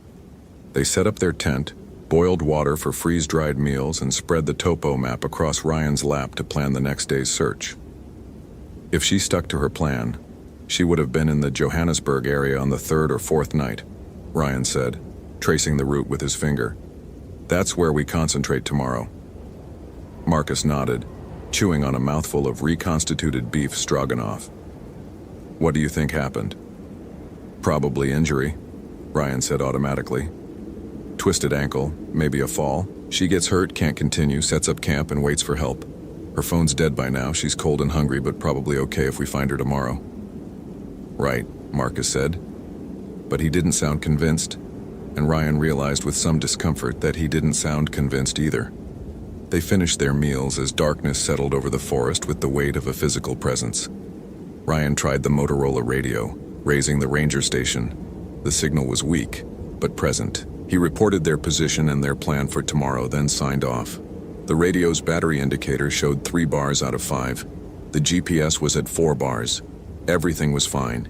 Everything was manageable. Marcus set up the portable camp stove to heat water for coffee, and in the hiss of the butane flame and the rattle of water beginning to boil, Ryan heard something else. Something distant and thin and winding between the trees like smoke. He held up his hand and Marcus fell silent, and they both listened. Singing. Or something like singing. The melody was there, rising and falling in patterns that suggested structure and intention. But the quality of it was wrong. The voice, if it was a voice, had a grating texture, like wet rust, and the language was nothing Ryan recognized. What the hell is that? Marcus whispered. Ryan's brain offered explanations. Wind through rocks, a bird call distorted by distance and acoustics, someone else camping nearby playing music. But none of those explanations felt right, and the hairs on his forearms were standing up in a way that had nothing to do with cold. "Could be another camper," he said. But even as he spoke, the singing cut off with an abruptness that was somehow worse than the sound itself. The silence that followed was total. No birds, no insects, no wind, just the hiss of the camp stove and the hammering of Ryan's pulse in his ears. "Should we investigate?" Marcus asked. And Ryan heard the hope in his voice that the answer would be no. "Not in the dark," Ryan said. "If there's another camper out there, they're not in distress. If it's wildlife, we don't want to stumble into it blind. We stay put, stay alert, and we check it out at first light." They maintained watch in 2-hour shifts through the night. Nothing else disturbed them, but Ryan couldn't shake the feeling of being observed, of eyes in the darkness weighing and measuring and calculating. When his shift ended and Marcus took over, Ryan lay in his sleeping bag staring at the tent's ceiling, listening to every sound, unable to escape the mounting conviction that coming here had been a terrible mistake. Morning arrived with fog so thick that visibility dropped to 20 feet. They broke camp in silence, both moving with the careful efficiency of people who wanted to be done and gone as quickly as possible. The trail to Johannesburg was overgrown, marked on Ryan's GPS but barely visible on the ground. They had to follow game trails and compass bearings, pushing through salal and huckleberry bushes that soaked their pants with accumulated dew. The cemetery appeared suddenly, materializing from the fog like a photograph developing. The headstones were exactly as Ryan remembered from 2 years ago: weathered granite and limestone, Cyrillic inscriptions, dates from the early 1900s. But something had changed. Several of the graves had fresh earth around them, as if they'd been disturbed recently. And on Pavel Stanescu's headstone, someone had placed a bouquet of wildflowers so fresh that water droplets still clung to the petals. Ryan approached slowly, his boots squelching in the wet ground. Marcus hung back, his hand on the radio at his belt, his face pale. The inscription on Stanescu's headstone was clear even after a century of weathering. "The silver stake holds him still." "Someone's been here," Marcus said, his voice tight. "Recently." "Looks like," Ryan agreed, crouching to examine the flowers. Alpine asters and paintbrush, species that grew wild in the area, picked within the last day or two. "Maybe a descendant." "Maybe." He stopped, because on the ground next to the flowers, pressed into the soft earth, was a boot print, a small boot print. Women's size 7 or 8, with the distinctive tread pattern of Merrill hiking boots. Merrill boots were what Kayla Morrison had listed on her gear inventory. "Marcus," Ryan said quietly, "look at this." The younger ranger knelt beside him, examined the print, and when understanding hit him, his face went from pale to ashen. "That's her. That's got to be her." "Boot print doesn't mean anything conclusive," Ryan said, even though his own heart was racing. "Lots of people wear Merrills." But even as he said it, he was scanning the ground, and there were more prints. Not many, and smudged by rain and time, but enough to trace a path from the cemetery toward the forest's edge. Ryan stood and followed them, Marcus close behind. The prints led to a cluster of mature cedars where the canopy was thick enough that the ground underneath was relatively dry. And there, in the shelter of the largest cedar, was a tent. It was a green REI backpacking tent, one-person size, and the rainfly was pulled tight against the morning's dampness. No movement came from inside. No sound. "Kayla?" Ryan called. "Kayla Morrison?" Nothing. He approached the tent, his pulse hammering in his throat. The zipper on the fly was closed, as was the main tent door underneath. Through the semi-transparent nylon, he could make out the shape of a sleeping bag, and inside the sleeping bag, something that might have been a person. "Kayla, this is Park Service. We're here to help. Can you hear me?" No response. Ryan reached for the zipper pull, hesitated, then pulled it down in one quick motion. The sound was unnaturally loud in the fog-muffled forest. He opened the tent flap and looked inside. The smell hit him first. copper and rot and something else, something sweet and wrong. The sleeping bag was occupied, but the person inside was not asleep. Could not sleep, could not do anything anymore. Ryan had seen death before. He'd recovered drowning victims from rivers, found hikers who died of heart attacks on trails, helped process the aftermath of climbing accidents. He knew what death looked like. But this was different. The body in the sleeping bag was Kayla Morrison, or had been. The driver's license photo in the missing persons report matched the basic features. Long brown hair, narrow face, small build. But something had been done to her, something that Ryan's mind struggled to process. Her skin had a gray, waxy appearance, and her lips were pulled back from her teeth in a grimace that showed more gum than should have been visible. Her eyes were open, filmed over, staring at nothing. But worse than that, far worse, were the wounds on her neck. 2 puncture marks, ragged and deep, surrounded by bruising so dark it looked black. And the area around the wounds was sunken, collapsed, as if something had drawn out not just blood but everything beneath the skin, leaving only a hollow shell. Marcus made a sound behind him, a choked gasp that might have been the prelude to vomiting. Ryan backed away from the tent, his hands shaking, his carefully maintained composure fracturing. "Radio the station," he said, his voice coming out hoarse. Get a body recovery team up here. Tell them we found her. Tell them..." He stopped because he didn't know what to tell them. That she'd been attacked by an animal? The wounds weren't consistent with any predator he knew. Bear attacks were violent, involved claws and tearing. Cougar attacks focused on the skull and spine. This was surgical, precise, focused on the neck. That she'd been murdered? Possibly, but by who? And why? And how did they vanish into the wilderness without leaving tracks? Marcus fumbled with the radio, his hands shaking so badly he almost dropped it. The signal was weak, crackling with static, but he managed to raise the station and report the situation in a voice that kept cracking. While he did that, Ryan forced himself to document the scene, taking photos with his digital camera, noting the position of the tent, the condition of the surrounding area. Professional detachment. That's what he needed. Focus on the job. But his professional detachment shattered completely when he looked at Pavel Stanescu's headstone again and saw that the flowers were gone.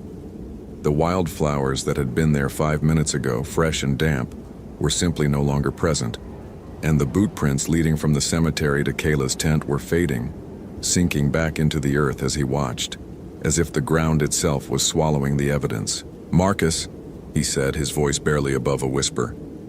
"Marcus, look at the headstone." The young ranger turned from the radio, saw what Ryan was seeing, or rather wasn't seeing, and went perfectly still. For a long moment, neither of them spoke. Then Marcus said very carefully, "The flowers were there. I saw them. You saw them." "I know. Where did they go?" "I don't know." "Ryan, what the fuck is happening here?" Ryan didn't answer because he didn't have an answer that made sense. Or rather, he had an answer, but it was an answer his rational mind rejected absolutely. Ghosts weren't real. The supernatural didn't exist. There had to be an explanation. But as he stood there in the fog-shrouded cemetery, with a corpse that bore impossible wounds in a tent behind him and flowers that had vanished from a grave in front of him, his certainty began to crack. The radio crackled. The station was sending a recovery team, but it would take them at least 6 hours to reach this location. Ryan and Marcus were to secure the scene and wait. Standard procedure. Except nothing about this was standard. They moved Kayla's tent, zipped it closed to protect the body from scavengers. Though some part of Ryan's mind whispered that scavengers weren't the threat here. They set up their own camp 100 yards away, close enough to maintain their duty but far enough to escape the smell. The fog refused to lift, and the silence of the forest remained absolute. No birds, no insects, no wind, just the sound of their own breathing and the occasional snap of twigs under their boots as they paced nervously around their campsite. "Tell me about Johannesburg," Marcus said as afternoon crawled toward evening. "You did research on it, right?" Ryan pulled out the printouts he'd brought, the historical information, the old newspaper article about the hungry dead. He explained what he'd found: the concentration of deaths in 1906, 1907, the disappearances over the subsequent decades, the warnings from the Skaget tribe. He showed Marcus the photo of Pavel Stanescu's headstone with its inscription about silver stakes. "Strigoi," Marcus said suddenly. Ryan looked up. "What?" "Strigoi. That's what they called vampires in Romania. My roommate in college was from Bucharest. He told me stories. Said his grandmother wouldn't let anyone in the family die without putting certain rituals in place. Garlic in the coffin, a silver coin in the mouth. And for people who'd done terrible things in life, they'd drive a stake through the heart. Silver stake, sometimes iron, to keep them from rising again." "That's folklore," Ryan said, but his voice lacked conviction. "So are singing dead people and disappearing flowers," Marcus shot back. "But we just saw those." Ryan wanted to argue, wanted to marshal his rational explanations, wanted to prove that there was a logical solution. But his certainty was gone, eroded by too many impossible things, replaced by a creeping dread that settled into his bones like cold. "If we're dealing with a strigoi," Marcus continued, his voice taking on the manic edge of someone trying to solve an unsolvable problem, "then the folklore has rules. They're strongest at night. They drink blood, but also drain life energy. They can influence minds, create illusions. They return to their graves during the day. And they can be killed, actually killed, if the body is exhumed and destroyed. Decapitation, burning, stake through the heart." "We're not digging up graves," Ryan said flatly. "I'm not saying we should. I'm just telling you what the lore says." They fell silent. The afternoon faded. The recovery team was still hours away. Ryan checked his GPS battery. 2 bars. The radio. 2 bars. His phone had no signal and wouldn't have one out here regardless. They were running out of power, running out of light, and running out of time. At dusk, the singing started again. It came from the direction of the cemetery. That same wrong voice with its rusted nail texture. Words in Romanian that Ryan couldn't understand but that made his skin prickle with instinctive revulsion. Marcus went rigid, his hand dropping to the canister of bear spray on his belt, a useless gesture against something that might not be alive in any conventional sense. "We should leave," Marcus whispered. "We should leave right now." "We can't leave the body," Ryan said, though every fiber of his being agreed with Marcus's assessment. "The hell with the body. Ryan, something is wrong here. Something is really, really wrong, and we need to—" Marcus stopped mid-sentence, his eyes going wide. Ryan turned to follow his gaze and saw a figure standing at the edge of their campsite, just visible in the failing light. It was a woman. She wore hiking clothes, dirty and torn, and her long brown hair hung lank around her face. For a moment, Ryan's mind insisted it was Kayla Morrison, that she'd survived somehow, that everything was fine. But then the figure stepped closer, and he saw that it was not Kayla. The face was wrong, the proportions off, and the eyes caught the last of the daylight and reflected it back like an animal's eyes, flat and cold and empty of anything Ryan would recognize as human thought. "Foam," the figure said, and the voice was the singing voice, rusted and wrong.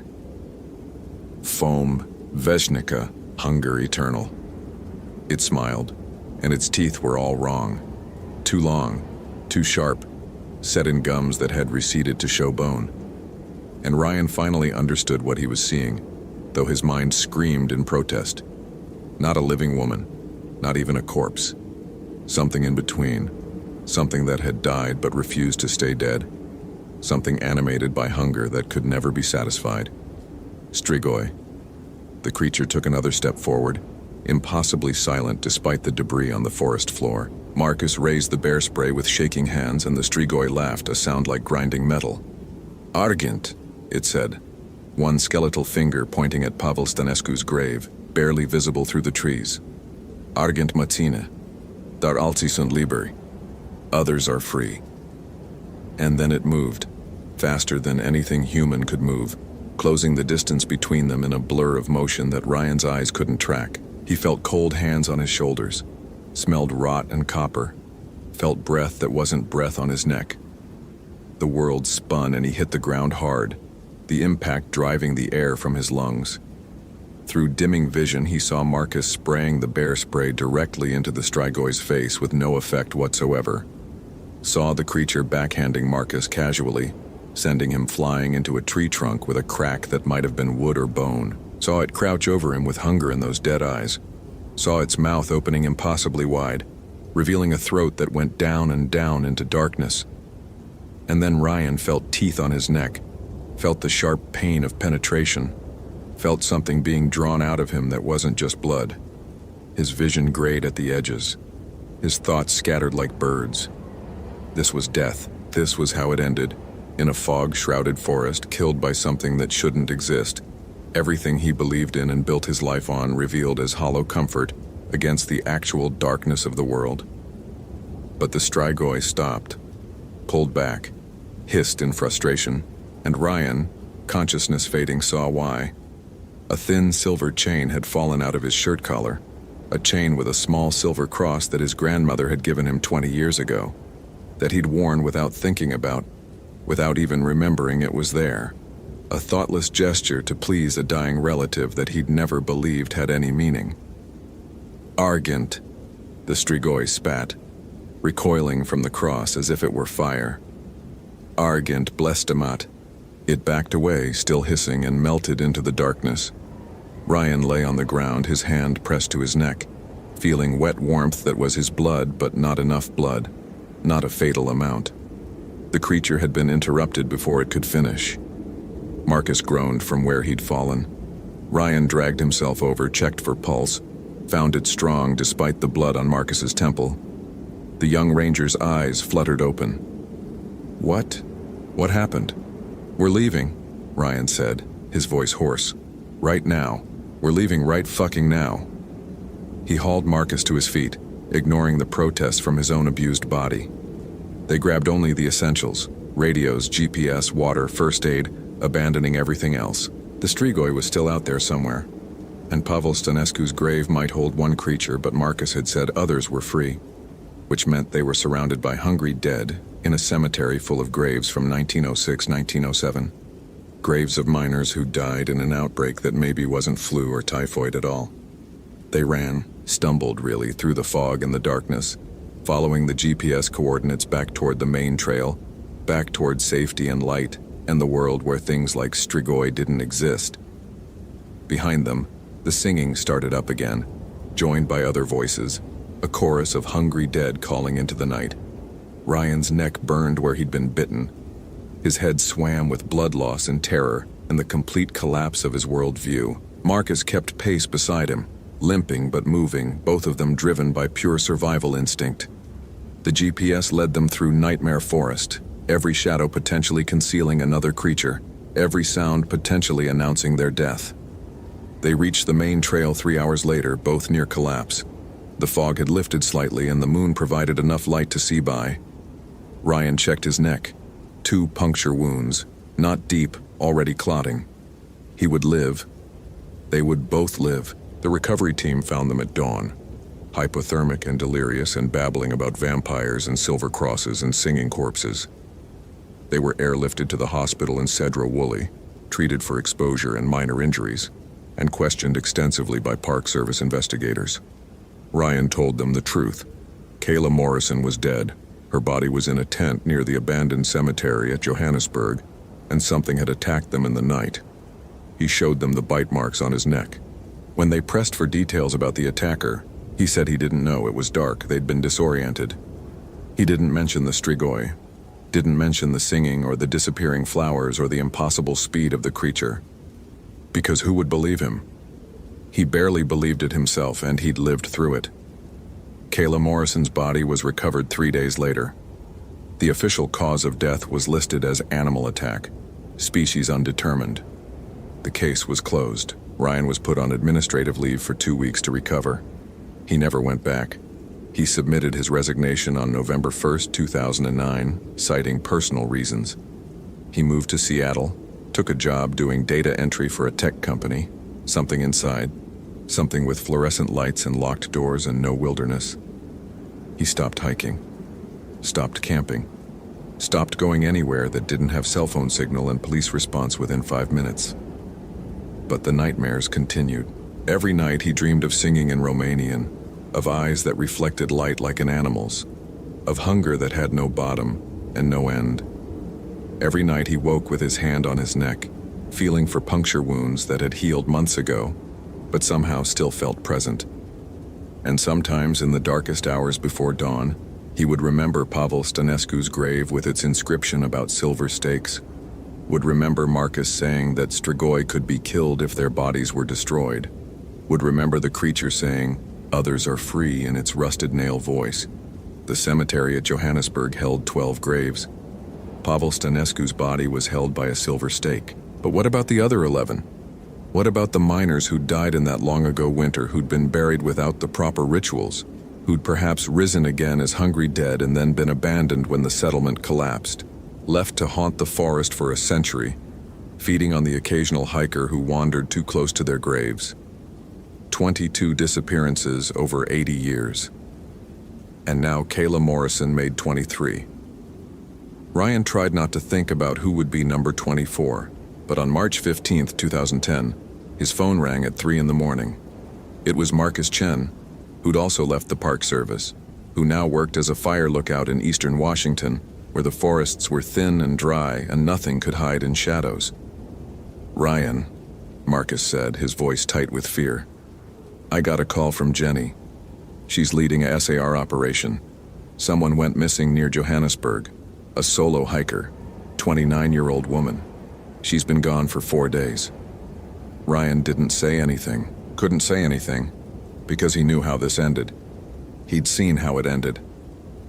"They asked if I'd come help with the search," Marcus continued. "They said you were the expert on that area. Asked if you'd come too." "No," Ryan said. "Ryan, someone's missing. Someone's going to die if we don't." "Someone's already dead," Ryan interrupted. "They've been dead for 100 years. We can't save them. We can't fight them. All we can do is stay away and hope they stay in their cemetery and that people stop hiking through there. So we just let it happen? We let them keep killing? What's the alternative?" Ryan asked. "We go back there? We dig up those graves? We're not equipped for that. We're not trained for that. Hell, I don't even believe in that, and I saw it with my own eyes." Marcus was silent for a long time. Then he said, "I'm going.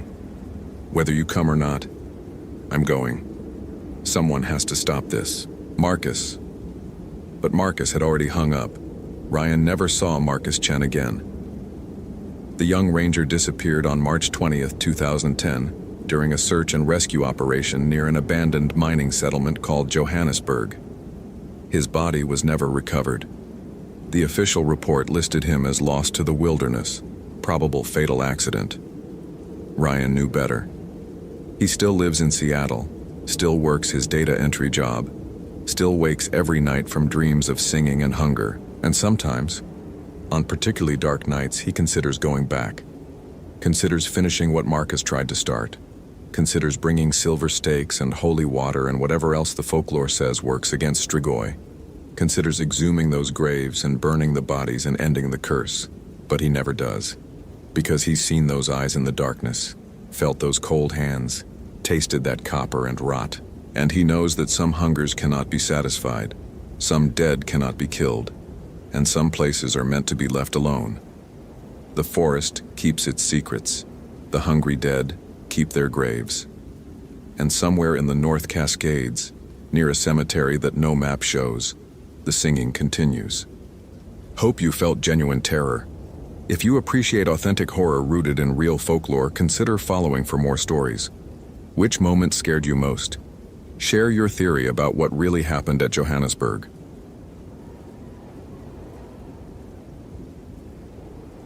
Daniel Reeves had seen enough missing person cases to recognize the pattern of panic in a father's voice, but he'd also seen enough to know that panic rarely meant anything supernatural. 23 years as a National Park Service ranger had taught him that the wilderness didn't need ghosts or monsters to kill people. Hypothermia, dehydration, and human stupidity did the job efficiently enough. The Beaver float plane touched down on Rock Harbor with the kind of graceless bounce that reminded Daniel why he hated early November crossings to Isle Royale. The pilot, a weathered man named Kowalski who'd been flying supplies to the island since the 80s, cut the engine and turned back with an expression that Daniel had learned to read as concern masquerading as professional detachment. "Weather service says we've got maybe 36 hours before the next system rolls in," Kowalski said, pulling off his headset. "You find this Tyler kid, or you don't. I'm pulling out Tuesday morning. I'm not getting caught on this rock when that front hits." Daniel nodded, already mentally cataloging his gear. Garmin E-Trex GPS unit, the 2009 model with the slightly unreliable satellite acquisition that had caused problems on his last backcountry assignment. Motorola two-way radio with batteries that would last 48 hours if he was conservative with transmissions. Standard SR pack with thermal emergency bivy, water purification tablets, first aid kit with pressure bandages, and hemostatic gauze. Everything by the book, everything rational, everything explainable. The park superintendent, Margaret Chen, met him at the dock with a folder thick enough to suggest this wasn't the routine recovery operation the initial call had implied. She was a compact woman in her 50s, the kind of administrator who'd spent enough years in the field to maintain calluses on her hands and a permanent squint from decades of sun exposure.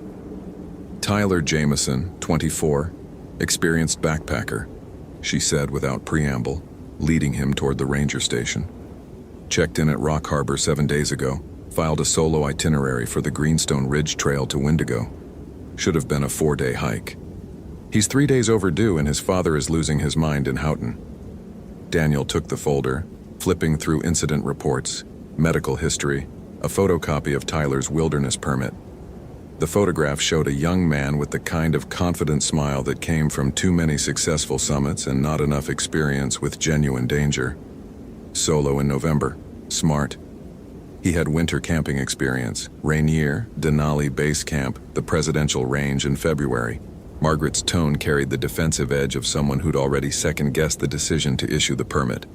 "We've had solos on the island this late before. Not for 3 years we haven't." Daniel closed the folder. "Not since the Hendricks disappearance, I know." Margaret's expression tightened in a way that suggested this wasn't the first time someone had made the connection. "Which is why I need you to find this kid fast and shut down whatever conspiracy theories are already brewing on the mainland." Daniel felt something shift in his chest. Not concern exactly, but the particular irritation he reserved for coincidences that people insisted on treating as patterns. Hendricks was a drunk who fell through ice. The medical examiner confirmed it. The medical examiner confirmed drowning. The blood alcohol level was inconclusive because the body spent 2 weeks in 40-degree water. Margaret unlocked the station door, gesturing him inside. But yes, officially, Thomas Hendricks died of accidental drowning, complicated by hypothermia and intoxication. Officially. Daniel dropped his pack on the briefing table, already recognizing the shape of the conversation. "Let me guess. Unofficially, someone found something weird." Margaret pulled a second folder from her desk drawer, this one noticeably thinner and marked with a post-it note reading, "Personnel only, not for public record."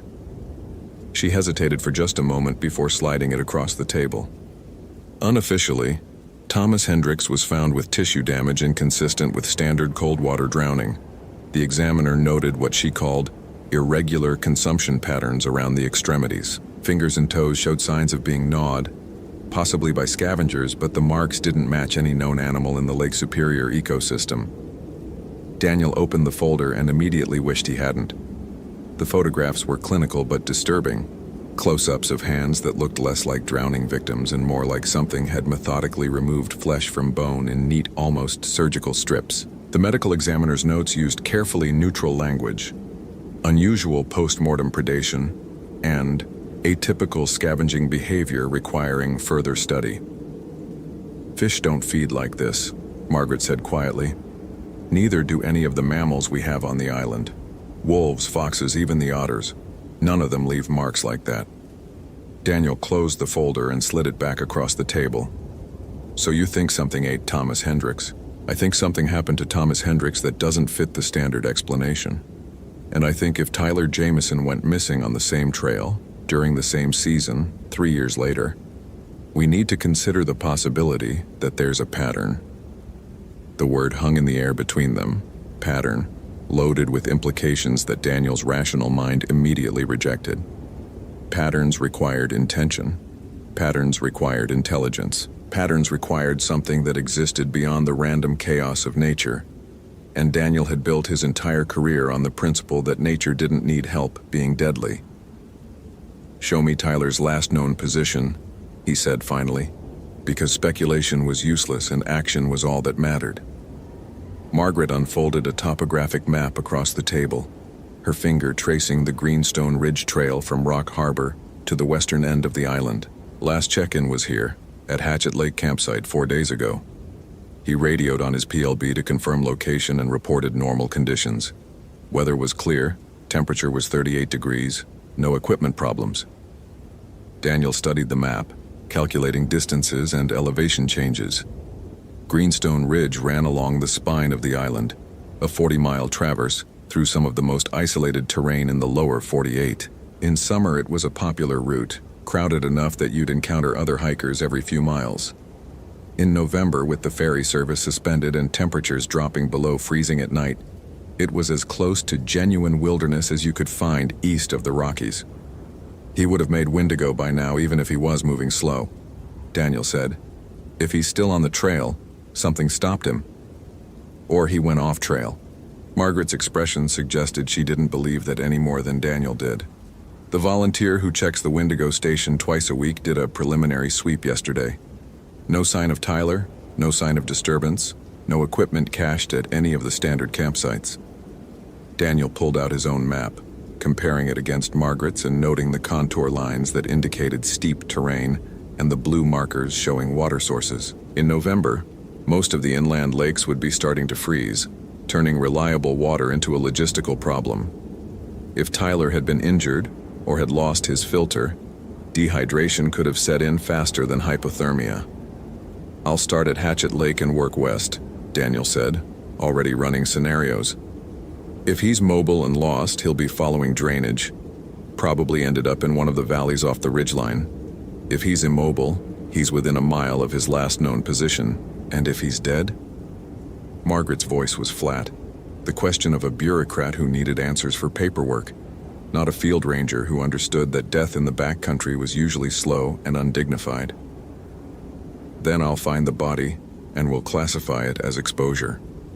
Daniel started repacking his gear, checking the battery level on his GPS and making sure his radio was set to the correct frequency. "Unless I find something that suggests otherwise." Margaret watched him work for a moment, then pulled a third folder from her desk. Older than the others, the edges worn soft with handling. "Before you go, you should know there's more than just Hendrix. I pulled historical records going back to when the island became a park in 1940. Over the last 69 years, we've had 14 disappearances during winter months. 14 people who came to Isle Royale between November and March and were never seen again." Daniel paused, his hand on the zipper of his pack. 14 over 7 decades isn't statistically unusual for an isolated wilderness area. 14 where we never found bodies, Margaret clarified. 14 where search and rescue turned up absolutely nothing. No equipment, no remains, no evidence of where they went or what happened to them. The only pattern is the timing. Every single disappearance happened during a winter, when the temperature dropped below zero for extended periods, and the island was essentially cut off from the mainland. Daniel felt that irritation again, stronger now, mixing with something that might have been unease if he'd been the type of person who indulged in unease. "You're suggesting what, exactly? That there's something on this island that hunts people when it gets cold enough?" "I'm suggesting that you should be careful." Margaret's voice carried none of the defensive edge from earlier, just flat, practical concern. "I'm suggesting that if you find Tyler and something seems wrong, trust your instincts. And I'm suggesting that you take this." She pulled something from the bottom drawer of her desk and set it on the table between them. It was a leather-bound journal, old enough that the cover had developed the kind of patina that came from decades of handling, and wrapped with a fraying cord that might have once been red, but had faded to the color of dried blood. "What is this?" Daniel made no move to touch it. "Field notes from Samuel Cartwright, the first park superintendent of Isle Royale. He served from 1940 until 1952, when he resigned for what the records call personal reasons. This was in his desk when his replacement arrived. It's never been officially cataloged or entered into the archive. Daniel finally picked up the journal, untying the cord, and opening to a random page. The handwriting was cramped and precise, the kind of penmanship that suggested someone educated before typewriters became standard. He read a passage dated February 1947, third disappearance this winter. Martin Svoboda, experienced trapper, found only his camp. Tent collapsed, supplies scattered, no sign of struggle. The Ojibwe guide refused to continue the search after the second day. Said the spirits were hungry this season, that the Wendigo walks when the ice thickens. Superstitious nonsense, but I cannot ignore the fear in his eyes. Daniel closed the journal and set it down carefully. Wendigo. That's not even good folklore. It's a bastardization of Wedico, an Algonquian myth about cannibalism and spiritual corruption. It's the same kind of cultural boogeyman that every isolated community invents to explain why people die in harsh conditions. Maybe. Margaret picked up the journal and tucked it back in her drawer. Or maybe Samuel Cartwright saw something that made him question his assumptions. Same as the Ojibwe guide. Same as I'm starting to question mine. I don't believe in monsters, Margaret. Neither do I.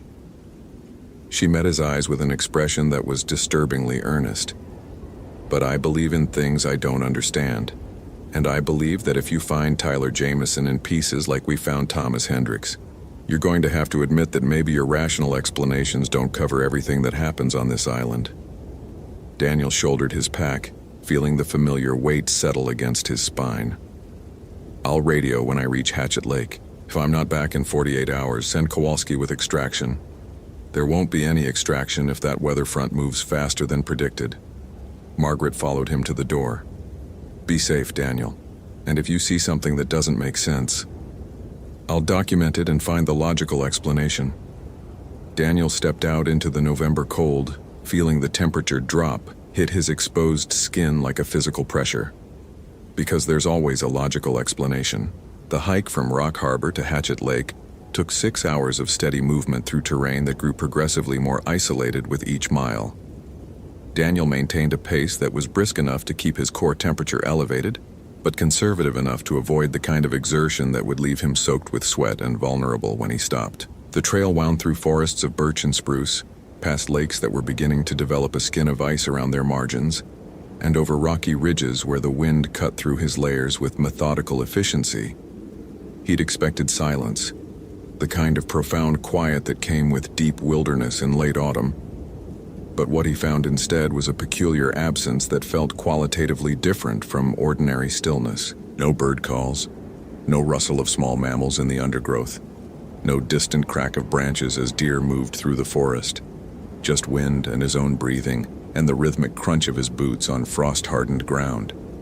By the time he reached Hatchet Lake, the sun was already low on the horizon, casting long shadows through the trees and turning the partially frozen lake into a mirror that reflected the sky in shades of orange and purple. Tyler's campsite was easy to identify, a cleared space near the water's edge where the ground showed signs of recent use. Daniel approached carefully, his mind automatically cataloging details and sorting them into categories of normal and anomalous. Normal. Tent site with compressed vegetation indicating proper setup and takedown. Fire ring with cold ashes that looked about 4 days old, consistent with Tyler's last check-in. No food waste or improperly stored supplies. Anomalous. Boot prints leading away from the campsite toward the trail, then doubling back in a confused pattern that suggested uncertainty or disorientation. Scratches on a nearby tree at about shoulder height, deep enough to remove bark and expose pale wood underneath. And something else, a smell that Daniel's rational mind wanted to classify as decomposition, but that didn't quite match any animal carcass he'd encountered before. He followed the boot prints, watching them overlap and contradict themselves in ways that suggested Tyler had been pacing or searching for something. They led away from the camp in the direction of the next shelter, then circled back, then ventured off trail toward a stand of dense spruce. Daniel tracked them into the trees, his hand instinctively checking the bear spray on his belt even though Isle Royale had no bears. and the wolves here avoided humans with a persistence that bordered on pathological. The prints ended at a small clearing where the ground had been disturbed in a way that looked almost like something had been digging, or like something had emerged from underground. The soil was torn up in irregular patterns, exposing roots and rocks, and in the center of the disturbance was a single item that made Daniel's chest tighten with an emotion he refused to acknowledge as fear. Tyler's GPS unit, a Garmin identical to Daniel's own. The screen cracked and the casing scratched as if it had been handled roughly. Daniel pulled an evidence bag from his pack and carefully collected the device, noting that the power button was stuck in the on position, and the screen, though damaged, was still faintly backlit. He pressed the menu button, and the unit flickered to life, displaying a track log that made absolutely no sense. According to the data, Tyler had traveled 17 miles in the past 4 days, but the track showed him moving in a pattern that looped and spiraled across terrain, where the topographic map indicated cliffs and lakes that would have been impossible to traverse. The waypoints were labeled with timestamps that suggested Tyler had been moving almost continuously, day and night, barely stopping to rest.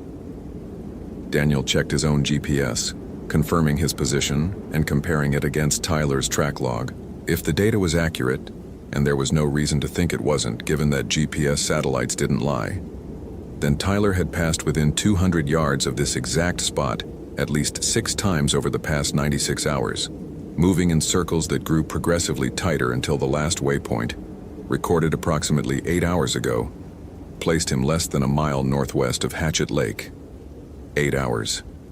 Recent enough that Daniel might catch him if he moved fast. Recent enough that Tyler might still be alive. Daniel pulled out his radio, keying the mic. Rock Harbor Base, this is Ranger Reeves. I'm at Hatchet Lake campsite and I've recovered the missing hiker's GPS unit.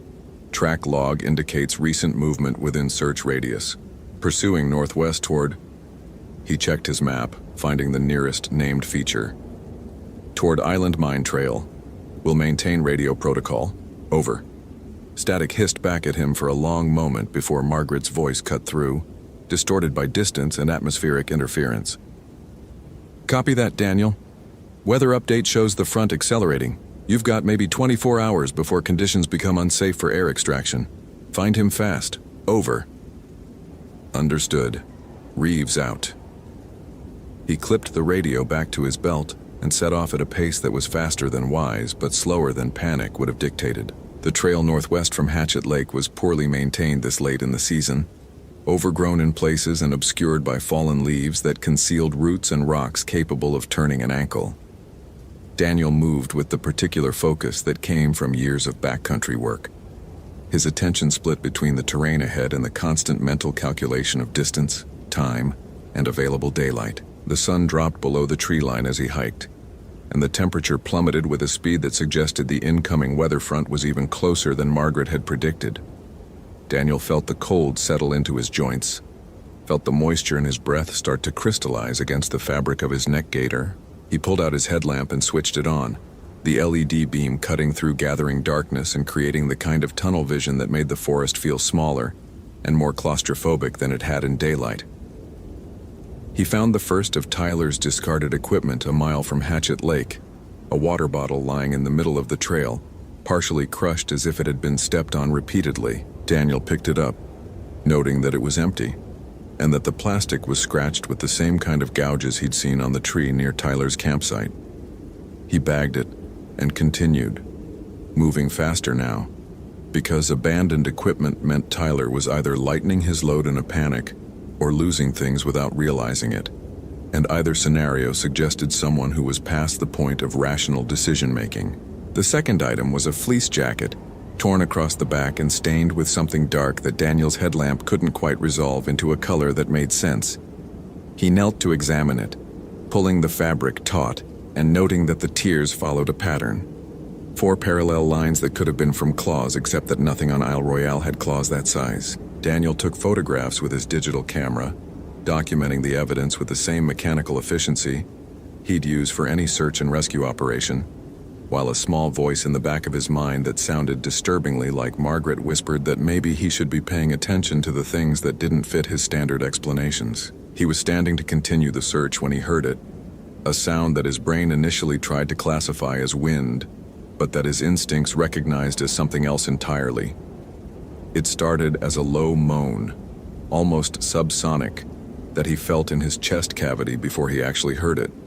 Then it rose in pitch and volume, becoming a cry that was simultaneously human and utterly wrong, as if someone was trying to scream but had forgotten how vocal cords worked. The sound came from ahead, off trail to the west, and Daniel's body moved before his mind had finished processing the decision to investigate.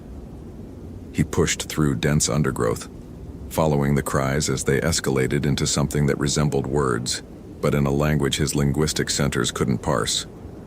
The beam of his headlamp bounced across tree trunks and exposed roots, creating a disorienting strobe effect that made distance and depth impossible to judge. He broke into a small clearing and stopped, his body frozen by something that wasn't quite fear, but was close enough that the distinction hardly mattered.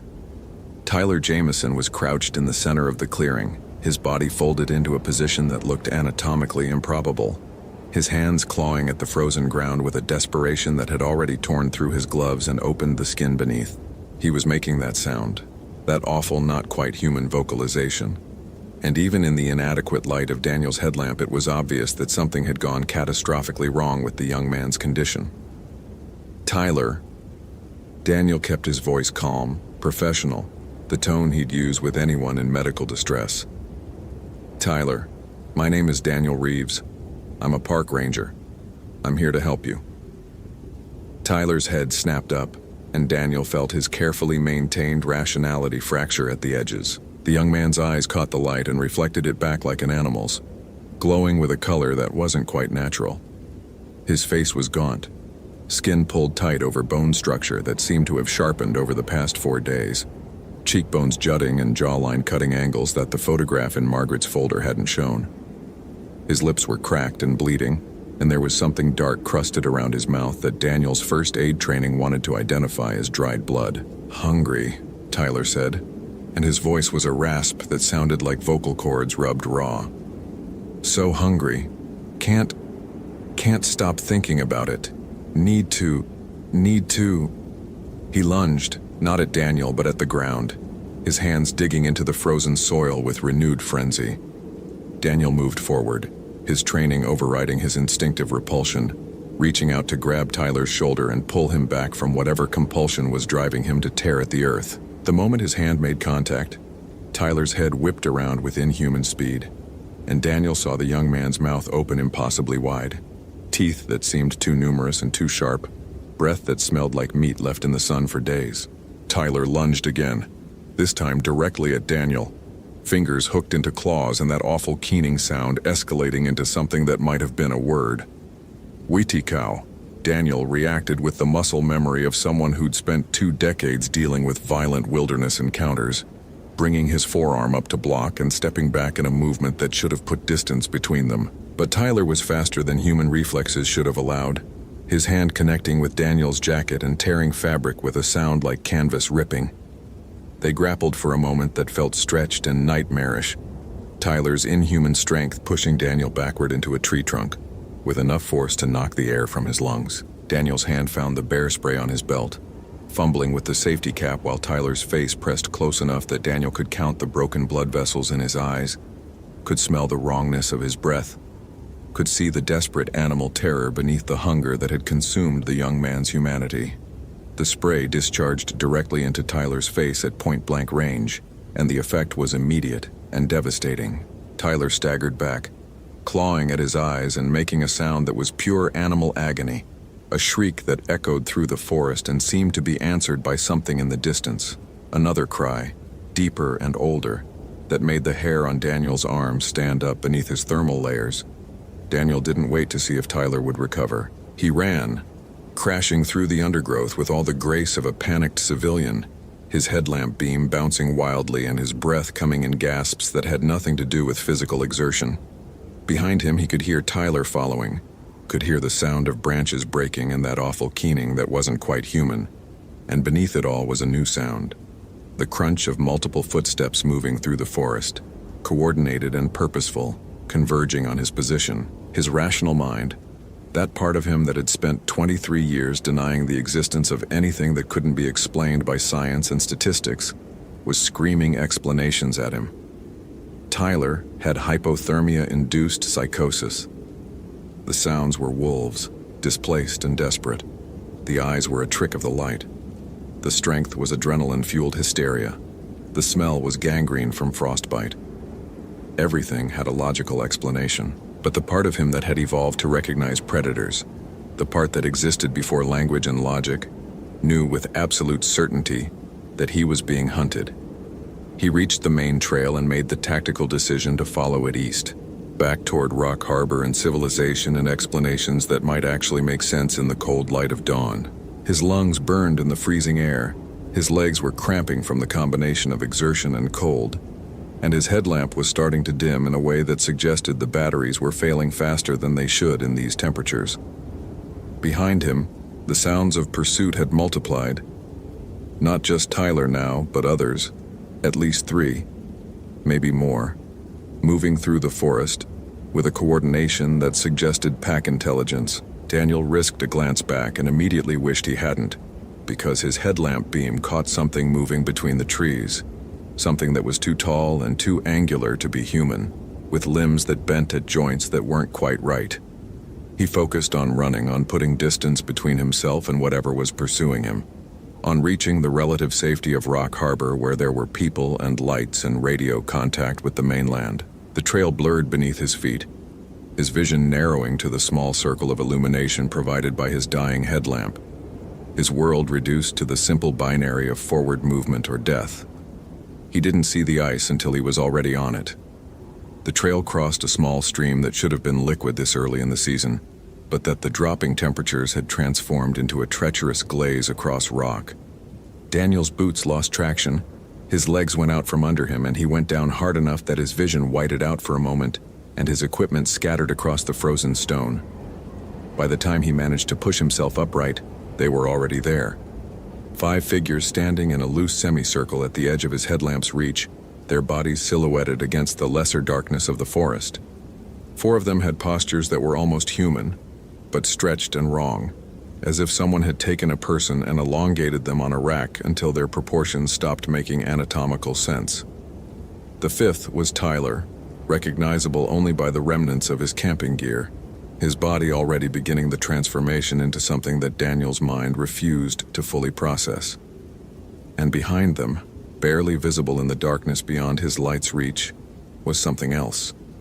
Something that might have been human once, so long ago that only the vaguest shape remained.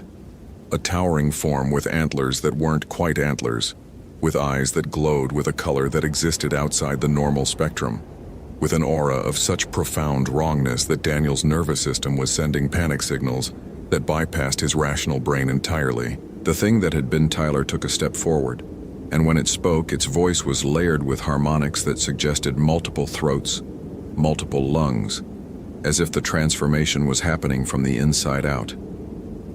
"Join us," it said, and beneath the words Daniel heard the sound of breaking bones and tearing flesh, heard the whisper of ancient appetites older than the forests themselves. Join us, and the hunger stops. Join us, and you'll never feel cold again. Join us, and... No. Daniel's voice came out steadier than he felt, and he was surprised to find that even now, even confronted with the absolute impossibility of what he was witnessing, his rational mind was still trying to function. You're hypothermic, all of you. You're experiencing severe cognitive impairment and shared psychosis induced by environmental stressors. You're sick. Let me help you. The thing behind Tyler made a sound that might have been laughter if laughter could be translated into something that predated human language. It took a step forward, and now Daniel could see it more clearly. Could see that its body was a patchwork of human features twisted and recombined into a form that suggested what humans might become if they stopped being human and started being something else. Something that existed in the space between survival and damnation, between hunger and satisfaction, between death and the infinite appetite that followed. "Weetikau," it whispered, and the word carried weight that Daniel felt in his bone marrow. "Weetikau Napu." The hunger made flesh. The price of winter. The thing that walks when the ice grows thick and the belly grows empty. Daniel's hand found his radio, his fingers numb with cold as he keyed the mic. Rock Harbor, this is Reeves. Emergency situation. I've located Tyler Jameson and... His voice cracked because how did you describe this? How did you put into official language the complete breakdown of everything you thought you understood about reality? And multiple others in extreme medical distress, requesting immediate extraction and medical evacuation. Over. Only static answered him. The radio might be out of range, or the battery might have failed, or the atmospheric conditions might be interfering with transmission.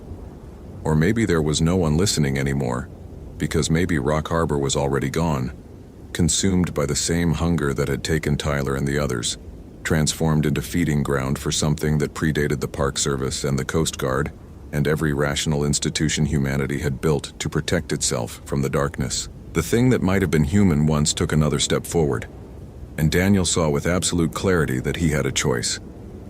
He could run, and he might make it back to Rock Harbor, might make it to the float plane, might make it off this island before the weather front closed in. Or he could stay, and he could try to help Tyler and the others, could try to apply first aid and wilderness medicine to a situation that had clearly moved beyond anything his training had prepared him for. His rational mind chose for him, chose flight, chose survival, chose the preservation of evidence and documentation over the naive belief that he could save anyone. He grabbed his scattered equipment, his hands shaking so badly he could barely grip the straps of his pack, and he ran. The forest became a tunnel of terror, his headlamp beam stabbing through darkness that seemed to press in from all sides. Behind him he heard them following, not running because whatever they'd become didn't need to run. They could take their time, could let the cold and the exhaustion and the slowly creeping awareness that there was no escape do the work for them. Daniel ran until his lungs felt like they'd been scraped raw, until his legs stopped responding to his commands, until his headlamp finally died and left him stumbling through darkness that was absolute and suffocating. He ran until he couldn't run anymore, until his body simply gave out and deposited him in a heap against a fallen log, his chest heaving and his vision swimming with exhaustion. He lay there in the darkness, listening to the sound of footsteps approaching through the forest, and he thought about Margaret's warning and Samuel Cartwright's journal and all the things he'd dismissed as superstition and folklore, because accepting them would have meant admitting that the universe was stranger and more terrible than his rational mind could accommodate. The footsteps stopped. In the darkness, Daniel heard breathing, slow and measured, the breathing of something that didn't need to hurry because its prey was already caught. Then, impossibly, a voice. Margaret's voice, distorted by radio static, but unmistakable. Daniel? Daniel, if you can hear this, we've got your GPS signal. Kowalski is prepping the Beaver for emergency extraction. Hold your position and keep your radio on. We're coming for you. Daniel's hand found his radio, found that the power light was still glowing faintly. He'd been wrong about the transmission failure. Rock Harbor had been listening all along. He keyed the mic with fingers that felt like frozen wood.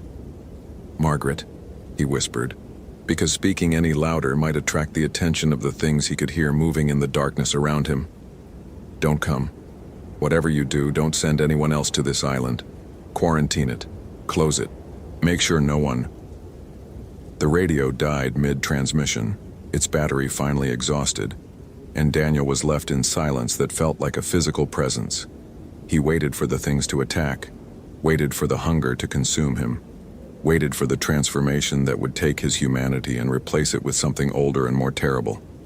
Instead, he heard them withdraw, heard the footsteps moving away through the forest, back toward whatever dark places they emerged from when the temperature dropped and the ice thickened. Heard in the distance the sound of Tyler's voice, still recognizably human, still calling for help, but with an edge that suggested the transformation was continuing even as the thing fought against it. And Daniel understood, with a clarity that was worse than any terror he'd felt during the pursuit, that they'd let him go, that he'd been allowed to escape, not because he'd earned it through strength or cunning, but because he was more useful as a witness than as another victim. Because someone needed to carry the story back to the mainland. Someone needed to tell people what lived on Isle Royale when winter came, and the cold made the hunger unbearable. Someone needed to be the warning that would draw more people to the island, more victims seeking to understand what couldn't be understood, more offerings to feed the thing that walked when the ice grew thick. The float plane found him 3 hours later, hypothermic and incoherent, babbling about things that the pilot and the Coast Guard medic carefully didn't acknowledge as they loaded him onto the aircraft. By the time they touched down in Houghton, Daniel had stopped talking entirely, had retreated into a silence that the trauma counselors would later classify as severe psychological shock induced by environmental exposure and wilderness emergency stress. They found Tyler's body 2 weeks later, after the weather cleared and a proper search team could be assembled. The official report stated that Tyler Jamison died of exposure complicated by hypothermia and possible psychotic break. The unofficial report, the one that Margaret read and then quietly filed in the same drawer as Samuel Cartwright's journal, noted the same irregular consumption patterns that had been present on Thomas Hendricks's body, the same gouges in nearby trees, the same evidence of something that didn't match any known predator in the Lake Superior ecosystem. Daniel Reeves resigned from the National Park Service 2 months later, citing personal reasons. He moved to Phoenix, as far from winter and forests and islands as the continental United States would allow. He still dreams about that night, still wakes with the sound of Tyler's transformation echoing in his ears, still feels the weight of that ancient hunger pressing in from the darkness. And sometimes, when the temperature drops and the wind howls and something in the night sounds almost like a human voice crying for help, Daniel remembers the thing that walked when the ice grew thick. He remembers the choice he made to run, the choice to survive, the choice to become a witness to something his rational mind still refuses to fully acknowledge. He remembers, and he keeps his silence, because some stories aren't meant to be believed. Some stories are only meant to be warnings, and some warnings are only heard by those who are already too close to the darkness to turn back. The hunger waits. It always waits. And when winter comes again to Isle Royale, when the temperatures drop below zero and the island becomes isolated from the mainland, the Wedekow walks, looking for those who've lost their way, looking for those whose hunger has grown too powerful to resist, looking for those who will join them in the endless unsatisfied appetite that is both curse and transformation. Daniel knows this now. He knows it with a certainty that transcends rational explanation. He knows it, and he says nothing because silence is the only protection he has left. The hunger waits. And it remembers those who've seen it and escaped. It remembers, and one day, it will call them home. Hope you felt genuine terror. If you appreciate authentic horror rooted in real folklore, consider following for more stories. Which moment scared you most? Share your theory about what happened to Daniel.